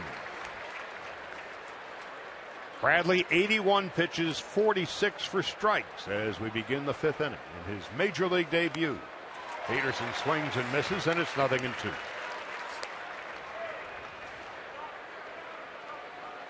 We talked about that game in 2003 when Edwin Jackson made his major league debut here in Arizona against Randy Johnson. Ball strike 3. Peterson is done. Bradley has struck out 4. First out of the fifth, and Edwin Jackson beat Randy Johnson that night, the reigning Cy Young Award winner. Well, here's Bradley. Cut and paste Edwin Jackson out and put Bradley in against the reigning Cy Young Award winner Clayton Kershaw tonight. A.J. Ellis takes a strike. Juan Nicasio has stopped throwing in the Dodger bullpen, and Clayton Kershaw has appeared in the on-deck circle.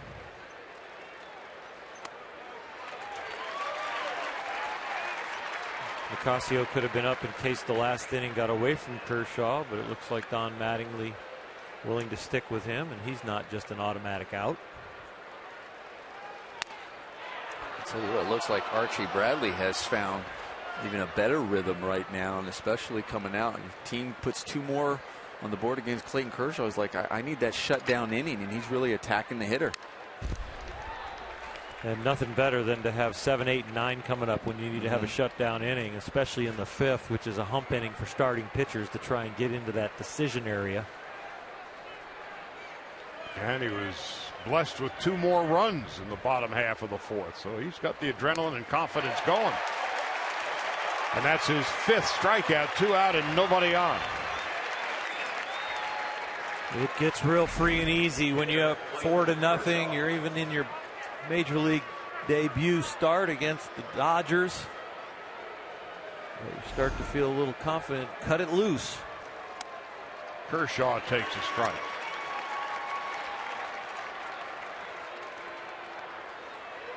Clayton walked in his first at bat.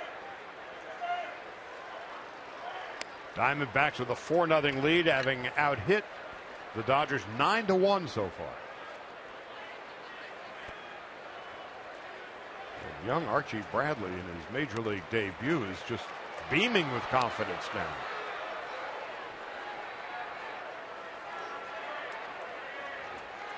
Pace of play will never be an issue for Archie Bradley at this rate. He gets the ball back and he's ready to throw.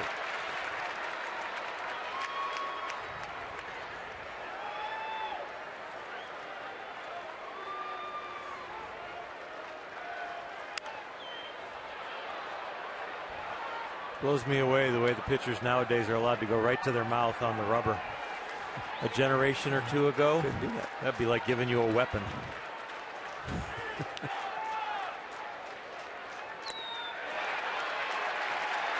Down goes Kershaw. Bradley strikes out the side at the halfway point of the game. Bradley and the Diamondbacks are in firm control. 4-0 Arizona.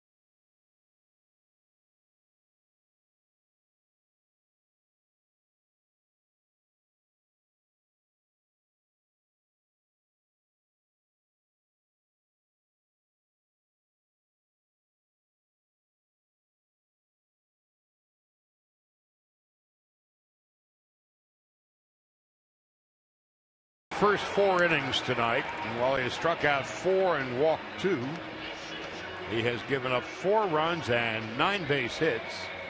He has yet to have a perfect inning.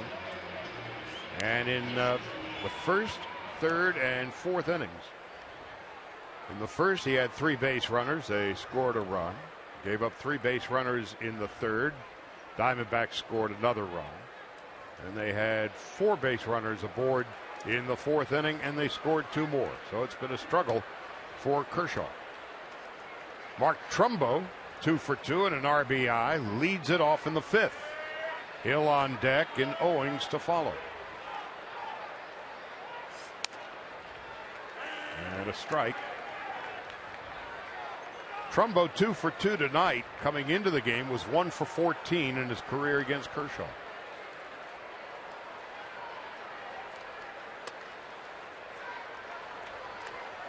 Well, just does not seem to be in sync at all tonight. Yeah, there's some things that are out of whack for him, and he's going through his toolbox and really has not found anything to lock him in. He threw some really good pitches to Goldschmidt to punch him out at the end of last inning, and you hope that maybe that gets him on track. He threw a couple good low fastballs, a good backdoor slider, and finally the pitches were down by the knees where he wanted them and on each side of the plate appropriately. 2-2. But it has been a struggle to find the range.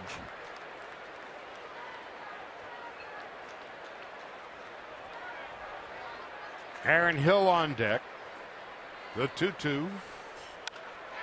Into right field. Ethier going back to the wall. He'll make the catch. Kershaw having a bad night tonight.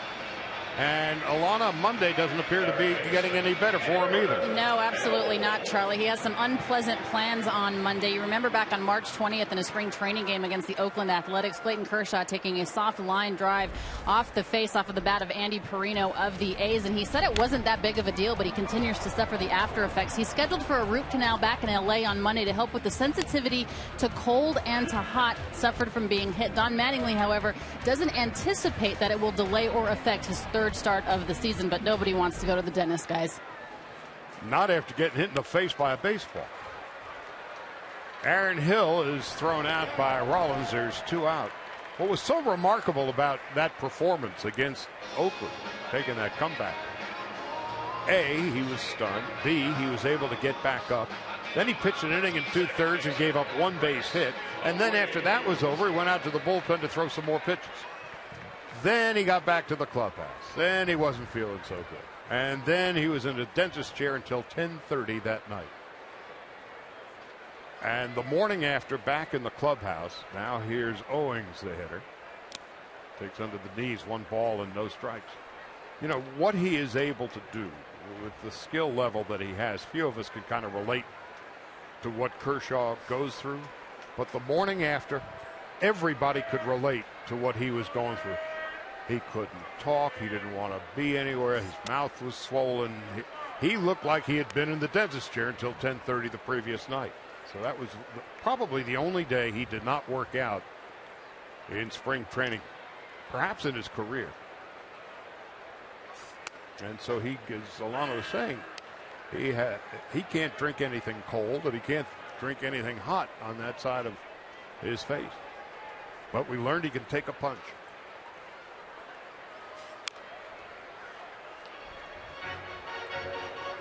2-2 to Chris Owings.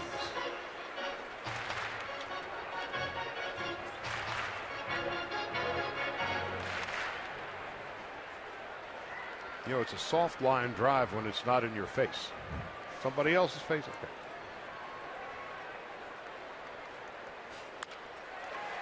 One hopper to short. Rollins throws out Owings at a 1-2-3 inning for Kershaw. We'll go to the 6th. Dodgers have a lot of work to do, but they got the top of the order coming up. Rollins, Crawford, and Gonzalez as we head to the 6th.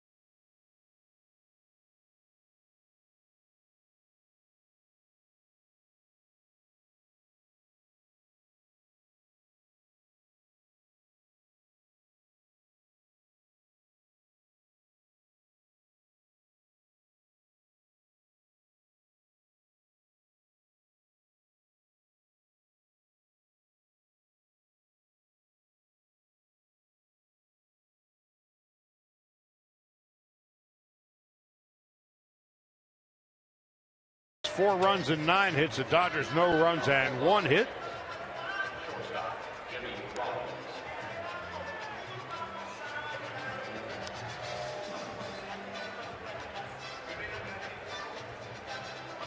Time to take a look at the DraftKings game summary. Tough night for Kershaw. A tough inning on consecutive plays in the third. Uribe, a hamstring. Turner spiked on his left index finger. Both came out of the game within 1 play of one another. Turner started tonight to give Uribe the night off. Very first play after Uribe replaced Turner, he pulled a hamstring. A.J. Pollock, on the other hand, having a great night, 3 for 3. And a couple of RBIs. Actually, he scored 2 and driven in 1. And here is Rollins leading it off, and it's a call strike, 0-1. Probably be Archie Bradley's last inning at the 95 pitch mark. Dodgers might be glad to see him go. And if there's an inning where you really want to take advantage and see if they're showing any fatigue, it's this inning. He's given up 1 hit. He's walked 3. And it's 1-2 to Rollins, who's bounced to first and flied to center. And that D-backs bullpen so far this year has been no joy to get into. Slowly hit to short. Ahmed picks it up and throws out Rollins. D-back bullpen so far has an ERA of 1.02. They have not allowed an inherited runner to score in 16 of 19 innings. Ahmed, the slick fielding shortstop, worthy of another look, courtesy of Carl's King. I'll tell you what, Archie Bradley in his major league debuts only given up 1 hit. A Kendrick double, and that was in the 4th inning. Dodgers had 2nd and 3rd with 1 out against Bradley, and that was the only time he was against the ropes. But Ethier would strike out, and Guerrero, pinch hitting for the injured Uribe, would bounce out. That's been the sum total of the Dodger offense so far. You think about the first 100 pitches you're going to throw in the big leagues, and you've got a shutout against Clayton Kershaw, 4-0 lead, and you also have a hit yourself. That's a pretty nice dream. Backhanded at second by Owens.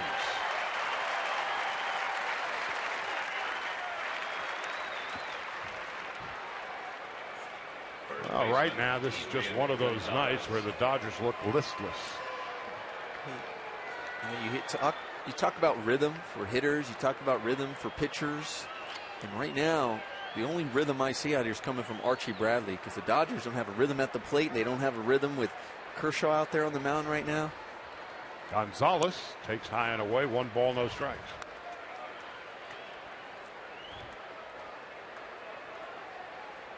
Adrian, a strikeout and a walk tonight.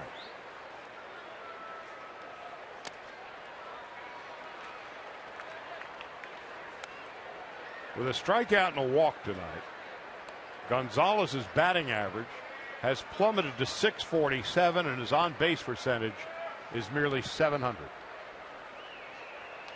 Big shift on for him on the right side, and he grounds it past Davey Lopes.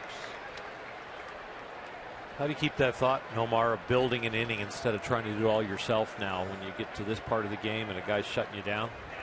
Well, it's going to be hard for Adrian right now because he's thinking, all right, nobody's on base. It really starts off with the leadoff run, just trying to find some way to get on, and then you do the little things to try to knock him in.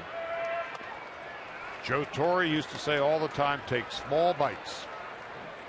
Well, we used to like Ziegler warming up. I mean, you look at it, you're down by 4. You're going, okay, 6th, 7th, 8th, and 9th. If we just got 1 run an inning, and cut that lead.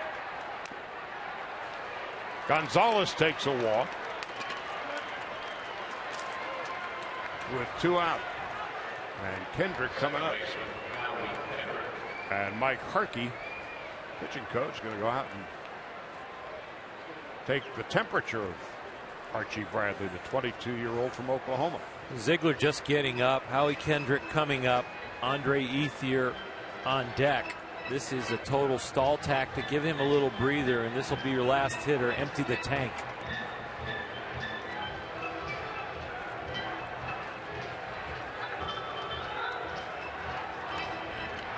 sidewinding Brad Ziegler.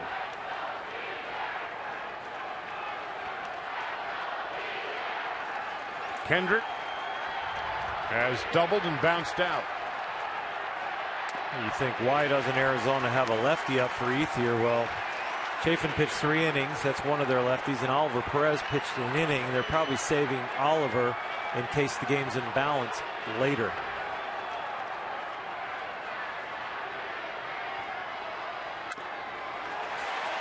No balls and 2 strikes to Howie Kendrick.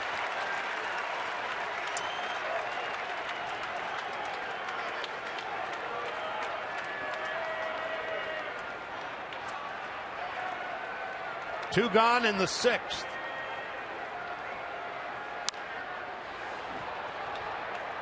And on that oral, you're going, okay, we'll put in Brad Ziegler. We'll get him up because all he's done against the Dodgers in his last 28 games when he's pitched, 27 of them have been scoreless. So they're like, oh, I'm sure he can handle both righties and lefties just fine. Kendrick holds off. It's 1-2. Last year, the Dodgers were 15-4 against Arizona.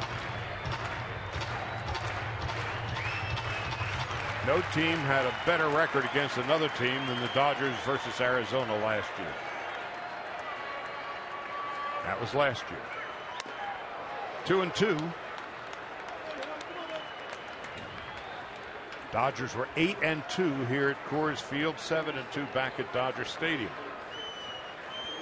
Dodgers had the best road record of any team in Major League Baseball last year. Kendrick to right. Trumbo in foul territory makes the catch, and that will end the inning in foul territory. No runs, no hits, a walk and a man left after 5.5. Archie Bradley getting a standing ovation. Likely his last inning. He's due to bat 3rd in the bottom of the 6th, but he leaves with a 4-0 lead.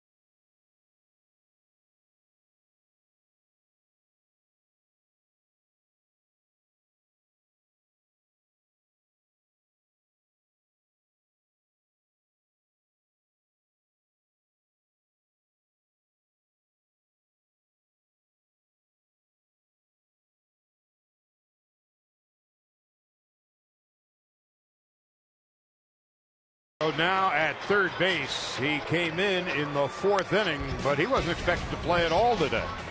In the 3rd inning, on a double steal, Justin Turner got spiked. Next play, Uribe came in to take over for him, and on that awkward play, Uribe threw out Goldschmidt, but pulled a hamstring. And so Uribe came out. So in 2 successive plays, the Dodgers lost 2 third basemen. And that is the T-Mobile game changer, or changers. And Kershaw's first pitch of the bottom of the 6th is outside, 1 ball and no strikes. Brad Ziegler had been warming up in the Arizona bullpen. At the moment, their bullpen is quiet. And Bradley, who has thrown 112 pitches through 6 innings, is due to bat 3rd. So perhaps Ziegler is already ready. I think Ziegler got enough to take the edge off, and maybe with 1 or 2 out, he'll get back up if he's going to be the pitcher of choice. But I don't think we'll see Bradley come back out.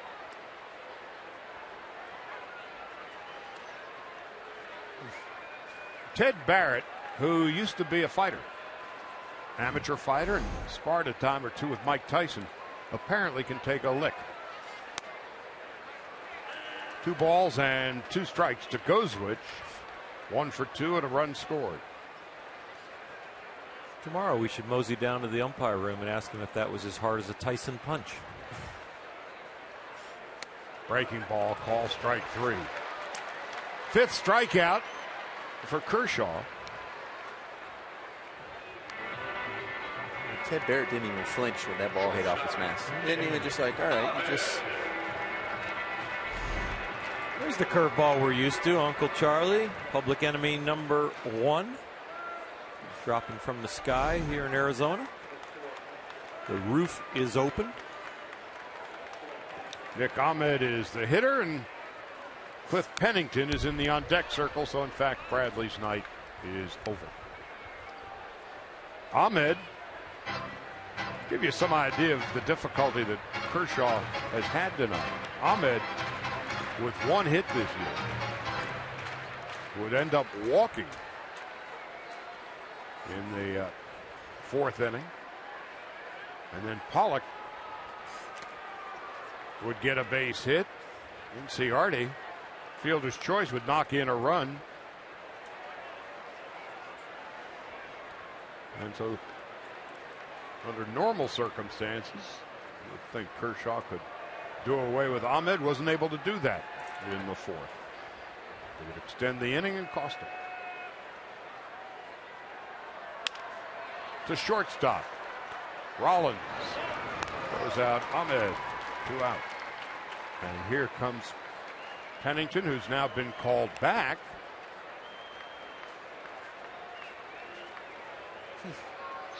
Well, look who's coming to dinner. Wow. Well, he does already have a hit against Kershaw. Well, perhaps he's going to hit for himself. That doesn't necessarily mean he's going to pitch the next inning. Well, they're not going to use their bench. Not if they don't have to, with a 4-run lead and 2 out in the bottom of the 6th. Ziegler's still up in the pen.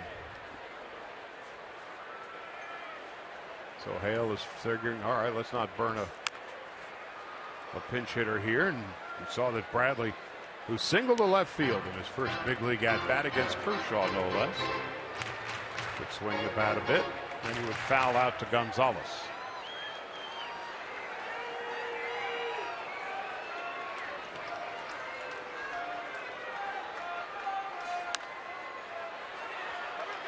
Gonzalez, does he have room? He does. So for the 2nd time, Bradley fouls out to Adrian, and that will end the inning. No runs, no hits, no errors, nobody left. 8 in a row have been retired by Kershaw. We'll go to the 7th.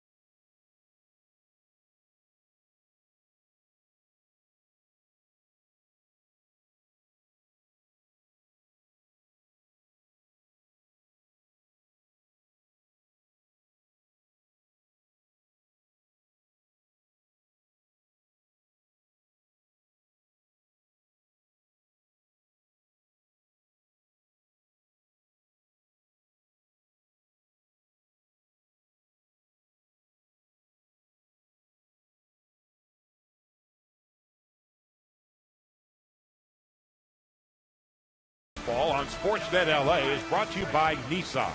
Choose Nissan today for great offers on our most exciting lineup ever. Shop at ChooseNissan.com. And by DraftKings. Play daily fantasy baseball for free on DraftKings.com. Use promo code BLUECREW for free entry. Well, the Dodgers have 9 outs to figure out how to come up with 4 or more runs as we go to the top of the 7th. Add a new pitcher for the Arizona Diamondbacks, the veteran sidewinder Brad Ziegler. Came up with the A's, has spent the last 3.5 years in Arizona, and last season an ERA of about 3.5 and opposing hitters at 243 against him. His best year, 2013, he was 8-1 and a 2.22 ERA, replacing Archie Bradley, who has had quite a coming out party. No runs, 1 hit in 6 innings against the Dodgers. He struck out 6, walked 4. Ethier Guerrero and Jock Peterson coming up in the 7th. Archie Bradley over there sitting there. He won't be able to shut his nervous system down until he maybe barely falls asleep tonight after an outing like that. Been dreaming about it since you were a little kid. It's hard to calm down. He's probably shaking more now that he's out of the game than he was even in the game.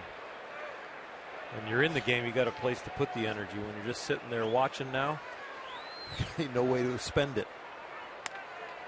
3-1 to Ethier. Starting tonight in right field on the day after his 33rd birthday.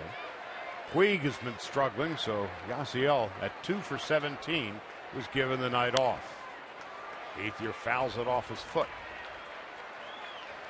It was a big at bat when Andre struck out with 2nd and 3rd and 1 out. The Dodgers were only down 2-0, and that little bit of a turning point in this game before the Diamondbacks expanded their lead to 4-0.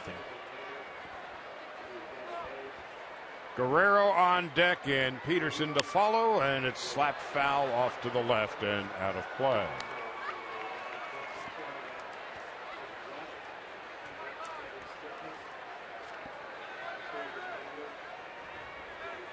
Tomorrow, Greinke and Cole Mentor, and we'll be back with you at 1 o'clock. A perfectly positioned Nick Ahmed throws out Ethier.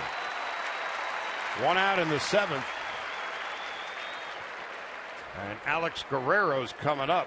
Guerrero, of course, came into the game after not only Justin Turner, but Juan Uribe would be injured on successive plays. That was back in the 3rd inning. Turner, left index finger. He was spiked on a throw to third base by A.J. Pollock. The very next play, Uribe would come in and pull his left hamstring. So the injury updates for Turner: left index finger stiffness. I may have taken a stitch or 2. X-rays negative, listed as day-to-day, but then again, aren't we all? Juan Uribe, left hamstring tightness. He too listed as day-to-day.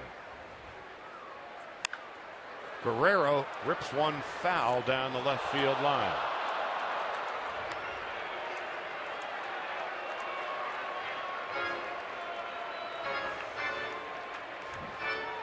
For Guerrero, those are frustrating where you're going, okay, I haven't had an at-bat this season in a game. I come up, I'm replacing some injuries, and then you square one up and it goes foul. 0-2 to Guerrero. There's that frisbee-like slider from Ziegler.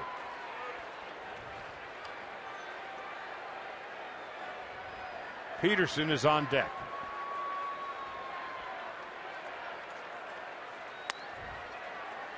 Not biting that time either. 2-2.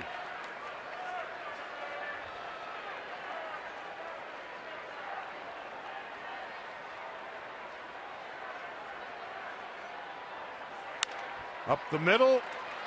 Diving stop at second by Owings. Not going to get him. Terrific play by Chris Owings. By nature, a shortstop. And he makes a spectacular play.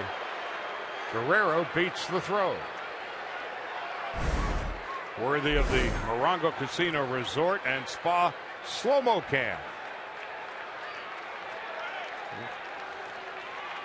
I mean, that was pretty close. He may have got him there. I mean, you see Alex hustling down there, and I think they're going to have another look at this one because this one may be overturned because they may have gotten Guerrero by a step. Because the Morongo Casino slow-mo cam is rarely wrong. That's right. That's right. Whatever he said. Well, let's take a look.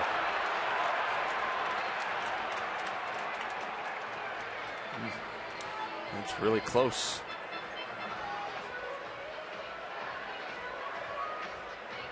You watch for the foot and you listen for the ball, and the noise of the ball hitting the ground might have fooled the umpire. And in that angle, it looked like it was in the glove before his foot hit the bag. Ted Barrett, the crew chief. Angel Hernandez, the first base umpire who made the call. And the folks in New York say you're out.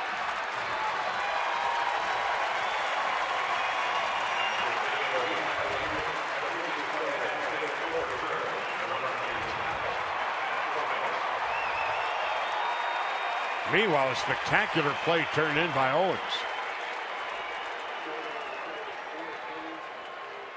The converted shortstop.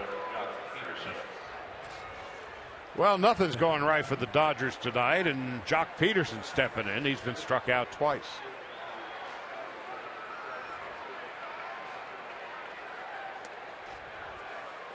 Frustration for Alex Guerrero there. You're looking for that first hit. When you start the season, I just need to get it out of the way.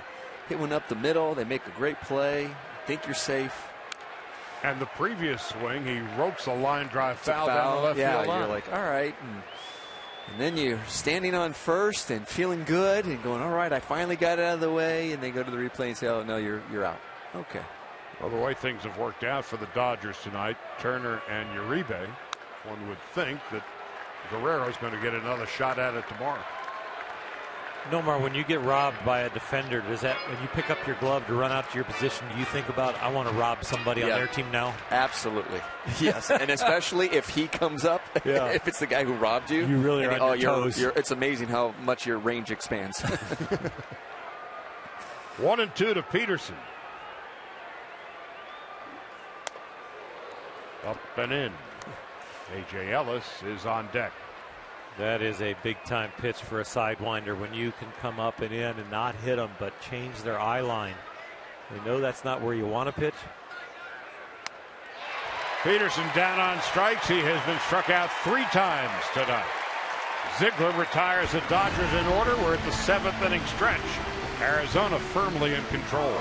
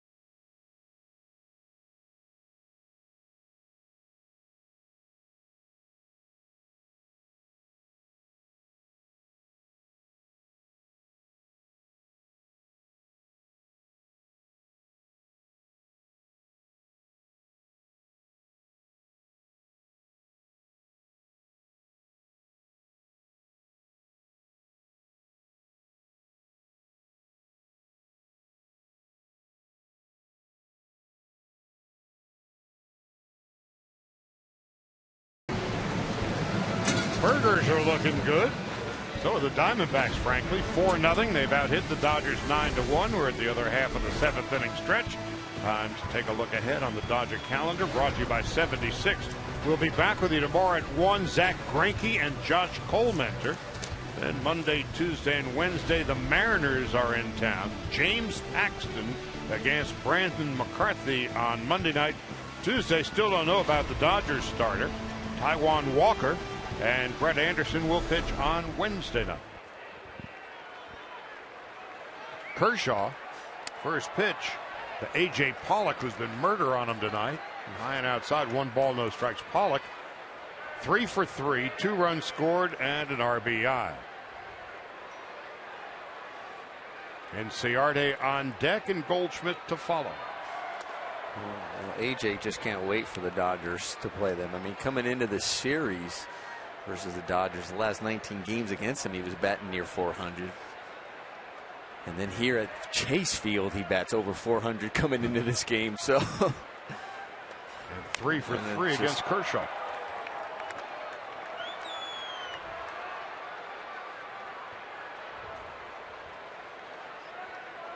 So Pollock began the night at 154, and now he's at 313. He's doubled his pleasure.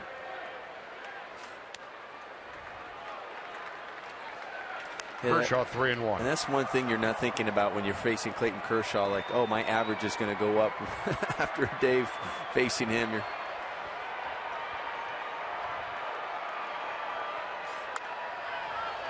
3-2 to Pollock. A year or so ago, the Diamondbacks had to make a decision. They had 2 very good center fielders, Pollock and Adam Eaton. One of them had to go. Eaton went to the White Sox. They're thrilled with the outcome of that deal. And Pollock has been entrenched as their everyday center fielder. A few years back, the Diamondbacks and the White Sox made a trade for Chris Young. And Young just never materialized into the player they thought he would become. He had some power, but struck out a ton. So the White Sox and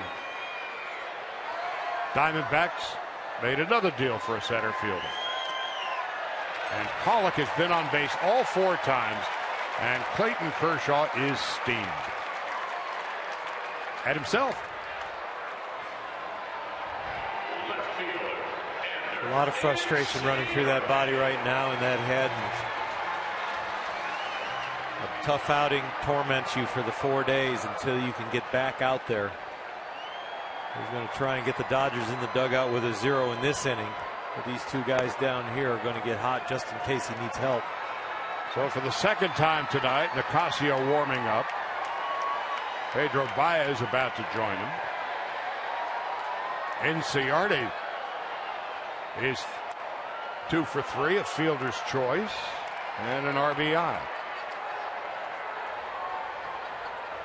Kershaw now at 97 pitches.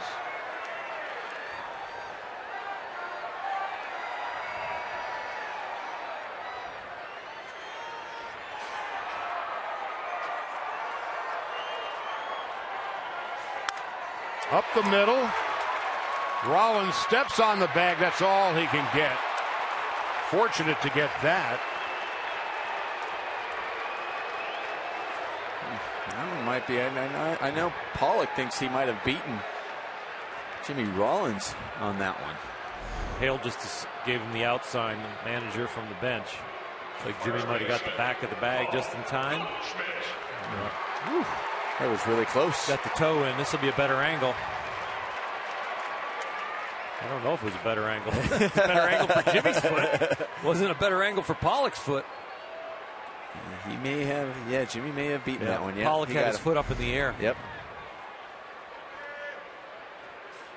Goldschmidt with a shot to left. This is a night that Kershaw would prefer to forget. Goldschmidt, a 2-run shot. 6-0 Arizona.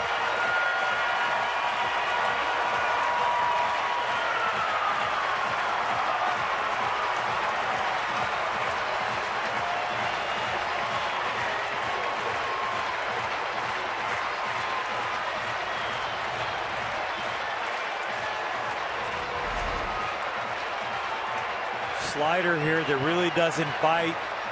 Sometimes in this Arizona air, when the humidity is not there, you can't get the breaking balls to bite quite as much, and Clayton just has not gotten the range on any of his pitches tonight. At times they've been there, but most of the times they have not been. So a double switch. Kershaw's night is done. 6-0 Arizona, 1 on, 1 out, nobody on. In the bottom half of the 7th, we'll be right back.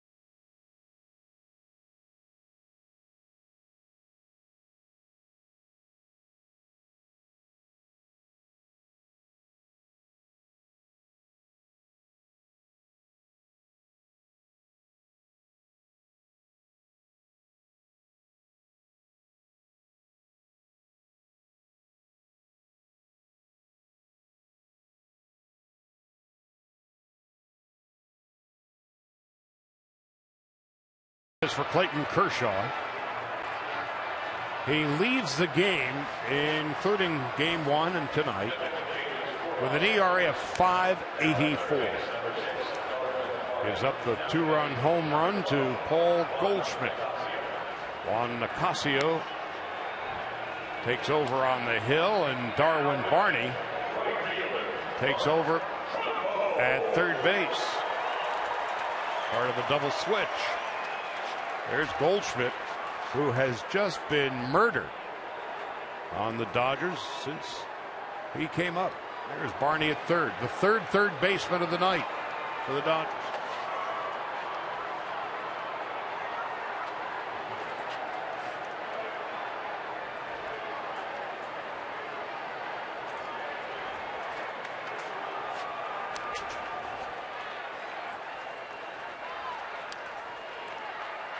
The 4th third baseman of the night.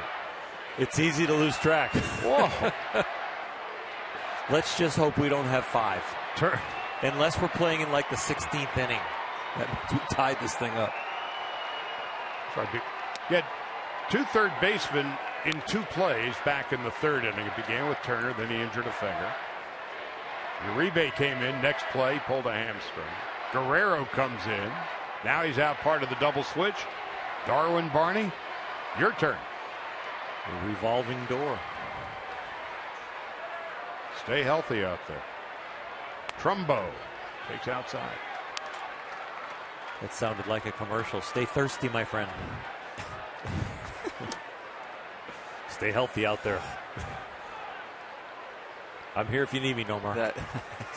I know that. Trumbo tonight is 2 out of 3. And fouls it off the mask, I think, of A.J. Ellis. You have 2 back there that can take a punch. That one right off the mask. And,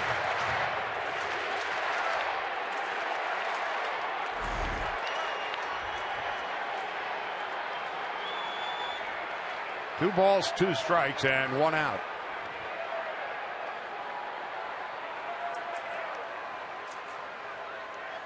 Last couple of years, the Dodgers would come into Arizona like a working holiday. Trumbo down on strikes. That's the first out Make it the second out of the 7th inning. 97 miles an hour, trying to go low and away. It leaks over the middle of the plate, but Trumbo wasn't looking for that velocity, I guess.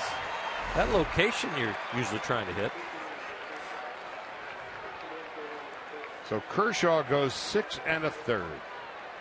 10 hits. 6 runs, 5 earned. 3 walks, 5 strikeouts. Gonzalez flips to Nicasio, and that will end the inning as Hill grounds harmlessly to first. We go to the 8th. A.J. Ellis will be leading it off, to be followed by Darwin Barney and Jimmy Rollins.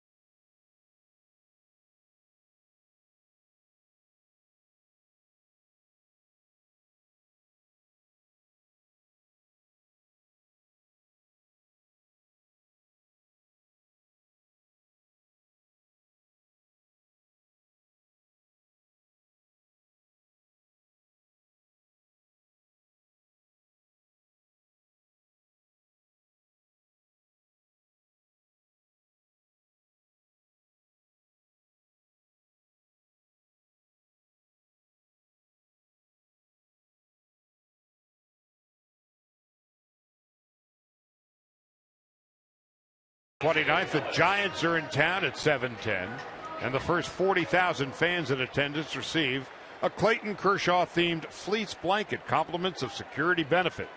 To be sure you stay warm at the stadium and at home, visit Dodgers.com/promotions. Well, certainly the Diamondbacks have enjoyed all the comforts of home tonight. A.J. Ellis takes a strike, 0-1.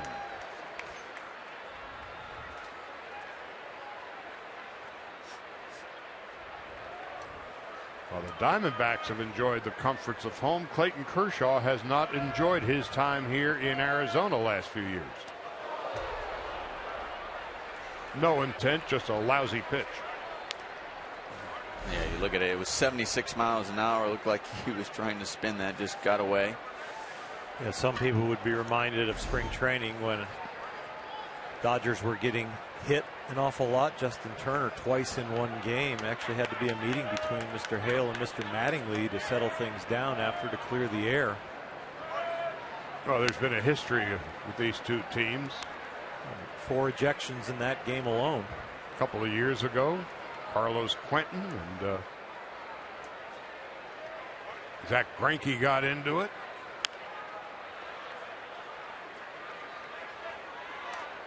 It was 2 or 3 years ago where the Dodgers turnaround, Ian Kennedy throwing at Greinke's head, came right about the time when the Dodgers went on that 42-9 run. That free-for-all was the early part of that turnaround. So there's a history here. Ellis grounds out, 1 out, nobody on. So about the Diamondbacks having a good time tonight. Clayton Kershaw, go back the last 3 years, 6 starts here at Chase Field, an ERA of 5.05. You remember he gave up the 6 runs and 7 hits in an inning and 2/3 last year. And tonight, 5 earned runs and 10 hits in 6 1/3. Darwin Barney's first at bat. When you read a media guide under the individual players, you can see how they've done in each stadium and in each city. It'll take him a year or two to get that one down. even with a shutout or two here. Not going to get a lot of starts here. Might get, what, 2 a year here? Sometimes maybe only 1. Yeah, and if you're a believer in, history can repeat itself, his last struggle here, when he struggled and gave up 6 last year, he just went on to win the Cy Young and MVP. Exactly. Barney grounds to Hill. 2 gone. Shortstop, Jimmy Rollins. Were there places, Oral, you just couldn't pitch, or Nomar you went to and couldn't hit? I can think of some places that probably statistically, if you went back in the media guide and said, okay, yeah, I can remember some really bad outings. Sometimes I got turfed in St. Louis with the AstroTurf there. It got real springy where my sinker would give up the ground balls so much. You'd chop them so high you couldn't get the guys. I'd have innings where I give up 2 and 3 runs and felt like the ball never left the infield. For me, it was Miller Park. Yeah. I just had a tough time seeing there for whatever reason. Rollins grounds out, and the Dodgers go quietly. This is the night the Dodgers would just as soon forget. We go to the bottom of the 8th, 6-0 Arizona.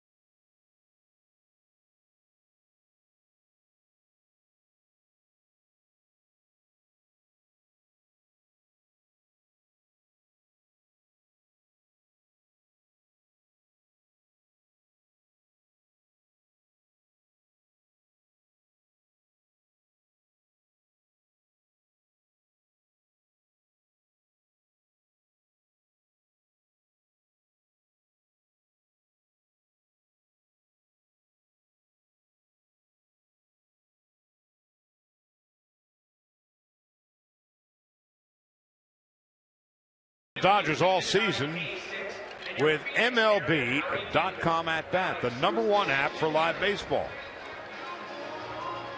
At bat is up to the moment, at any moment, with in-game highlights, live look-ins, replay reviews, radio broadcasts, statcasts, and more. Get MLB.com at bat for your smartphone or tablet. Tough night at the office for Messrs. Mattingly and Wallach. Dodgers have been held to 1 base hit. Nicasio beginning his 2nd inning of relief.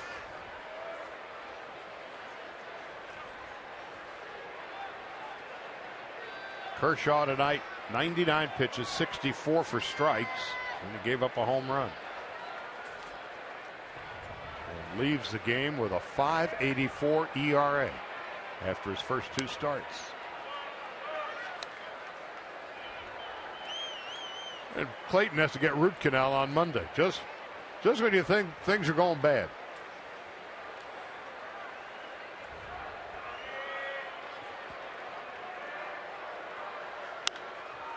Fly ball, short center.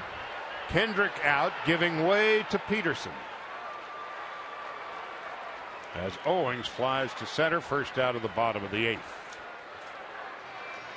Catcher, Tuffy Gozowicz.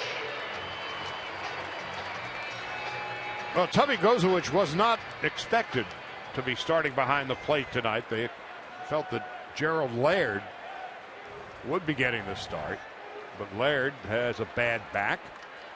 So Gozowicz gets the start, and he is 1 for 3 and a run scored.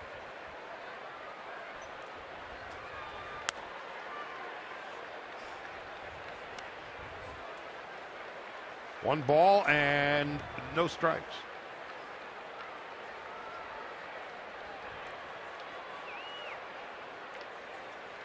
Well, A.J. Pollock did something that few have done before him. Pollock tonight, 3 for 3, 2 runs scored and a walk and an RBI. Became just the 3rd player to reach base by hit, walk, or hit batsman against Clayton Kershaw in a game in Kershaw's career. The other 2, Eric Young Jr., 2 hits and 2 walks, and Sin-Soo Choo had 1 hit batsman and 2 walks against Kershaw. Tip of the cap to A.J. Pollock, and really a backhand compliment to Clayton Kershaw. There's only been 3 guys. Talk about cash and parting gifts. Thank you for that information. Oh, it's impressive. I'm getting help from next door. All right, well, all charity happily accepted. We have good neighbors.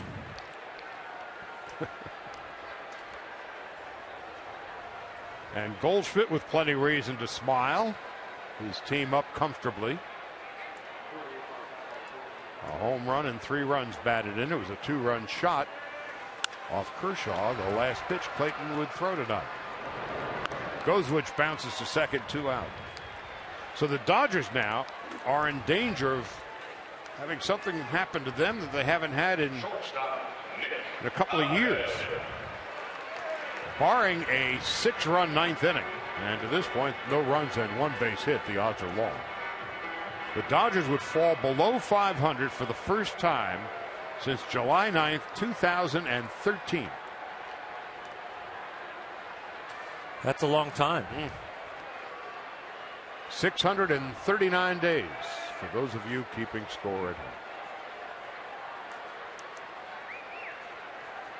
Nick Ahmed takes low and outside, 1 ball and no strikes. It's something that you reminded us of in spring training, that the history of this franchise, the Dodgers have never made it to the playoffs 3 years in a row.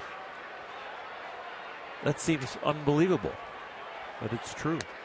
And so the club this year is going for that. That is hard to believe. You wouldn't think that. You're thinking about what's such a storied franchise, the Dodgers, and you're used to them being in the postseason. And even when you were playing here, and I'm thinking about those days, you're like, oh, they went 3 years in a row. We weren't always a storied franchise when I played here. We were a story. we got compared to the 99-cent store one year. We almost lost 100. But we had our days.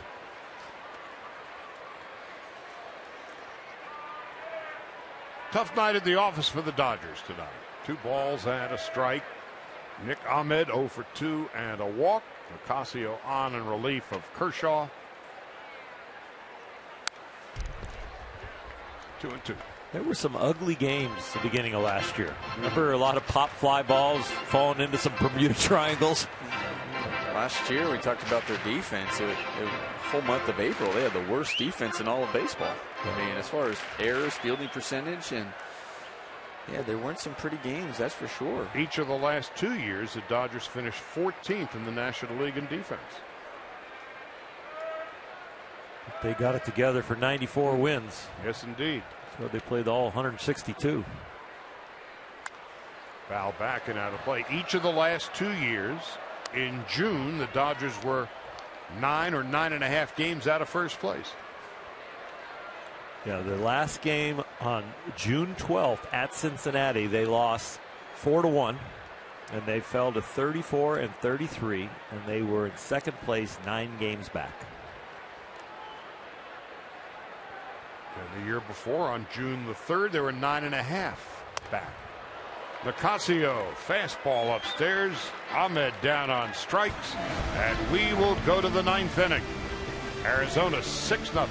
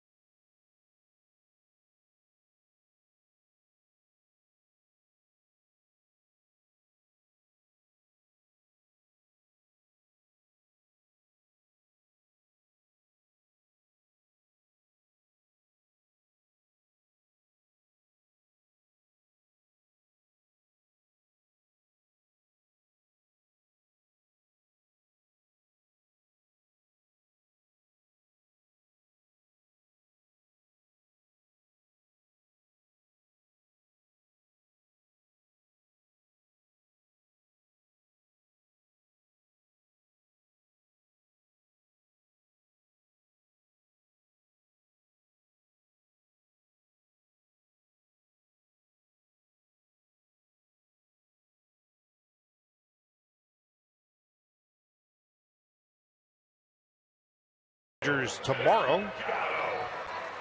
And the Dodgers, barring quite a turnaround here in the top of the ninth, it will be up to Greinke to avoid the Dodgers being swept here. Randall Delgado to finish it up for the Diamondbacks here in the ninth inning. Ziegler went 2 innings, and he was perfect. You know, Charlie, in the little hit that we do for our station back home in the pregame show and a little bit in the open, we talked about the 3 hurdles that Clayton Kershaw had to jump over coming into this game. Getting over the bad outing of last year and jumping over that hurdle, and that didn't work out. Jumping over the hurdle of the high bar that he put out in front of himself with the MVP and the Cy Young, and that didn't work out tonight. And then being the stopper, and that didn't work out either. It's been a rough one for him. But as good as he's been, we expect him to respond in his next outing with vengeance. Well, we made the comparison of 12 years ago when Edwin Jackson made his major league debut against Randy Johnson here. And Jackson may have pitched the best game of his career against the Cy Young Award winner. Now, I'm not saying that Archie Bradley is going to, what his career is going to look like, but he sure had a heck of a performance tonight. You don't think they're going to immediately have a bobblehead night for him yet? It might be early, but he sure was good. He was, and a lot of hope and look to the future with him, because he's a guy that they're counting on. The #1 draft pick, we said the 7th pick. Somebody they have projected as to make a dent in their rotation. Kershaw was the 7th round or 1st round pick, 7th overall in the draft 2004. And Bradley was a 7th pick overall in the draft in 2011. And so Bradley, in his coming out party, was spectacular. Crawford tonight 0 for 3. Oral, you and I both know there's always just something that just kind of clicks, that really changes you, as we see Adrian waiting there on deck. And whenever that time is, and it seemed like for Archie Bradley, it was really this spring. Crawford down on strikes. Yeah, as the story goes, 2 weeks in the spring, he was struggling, and they really didn't have any plans for him. General manager Dave Stewart said at 2 weeks into it that he's not ready yet. And that's what the belief was. And then he gets his next 3 starts after that. They're like, well, wait a minute. He was getting better and better every start and really earned a spot in this rotation and has not looked back right now, especially after today's performance. That's going to be a name that I'm going to be looking up every 5 days to see how he's doing. Gonzalez with a base hit. 2nd hit of the night. So Gonzalez, the box score will say was 1 for 2, but he's been on base 3 out of 4 plate appearances. 2 walks and the single to left. Second baseman, Howie Kendrick. And that ball tailing away from him in the outer half, and he just goes the other way. I mean, in a game like this, you're down 6-0. I mean, Adrian's still not going to give in and give up any at-bats and take what they give him. Howie Kendrick takes high and inside.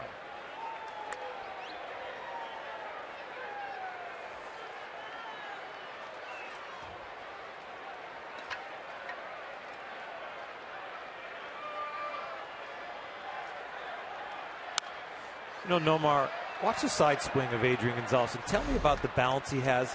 In the balance, can he reach the outside plate now? And then he'll turn and spin on it? Well, if it's in? It's his timing first with that leg down, and then the balance is right there. Notice when he hit that ball, it was deeper in his stance. So he gets it, lets it travel. That's trusting. You always hear those cliches, trusting your hands, letting it get deep. Well, he does all of that and is able to go the other way. So right here, he's still balanced. He hasn't leaked. He still has power. And his head's down on the ball. And Kendrick is down and out, 2 out. It always amazes me, those guys that have the higher leg kick but really stay in control of their body. And then as the ball's in flight, they're actually then making a smaller adjustment. Very similar to pitching. When you have a pitcher's leg kick, you can have a high leg kick but still be in control and balance before that leg kick gets down. You know, if you have that high leg kick and you're kind of leaking forward, you're getting too far ahead of yourself, it can cause all sorts of mechanical problems. Same thing for hitting. Ethier with 2 out. With a fly ball to right. And it's going to stay in the park for Trumbo.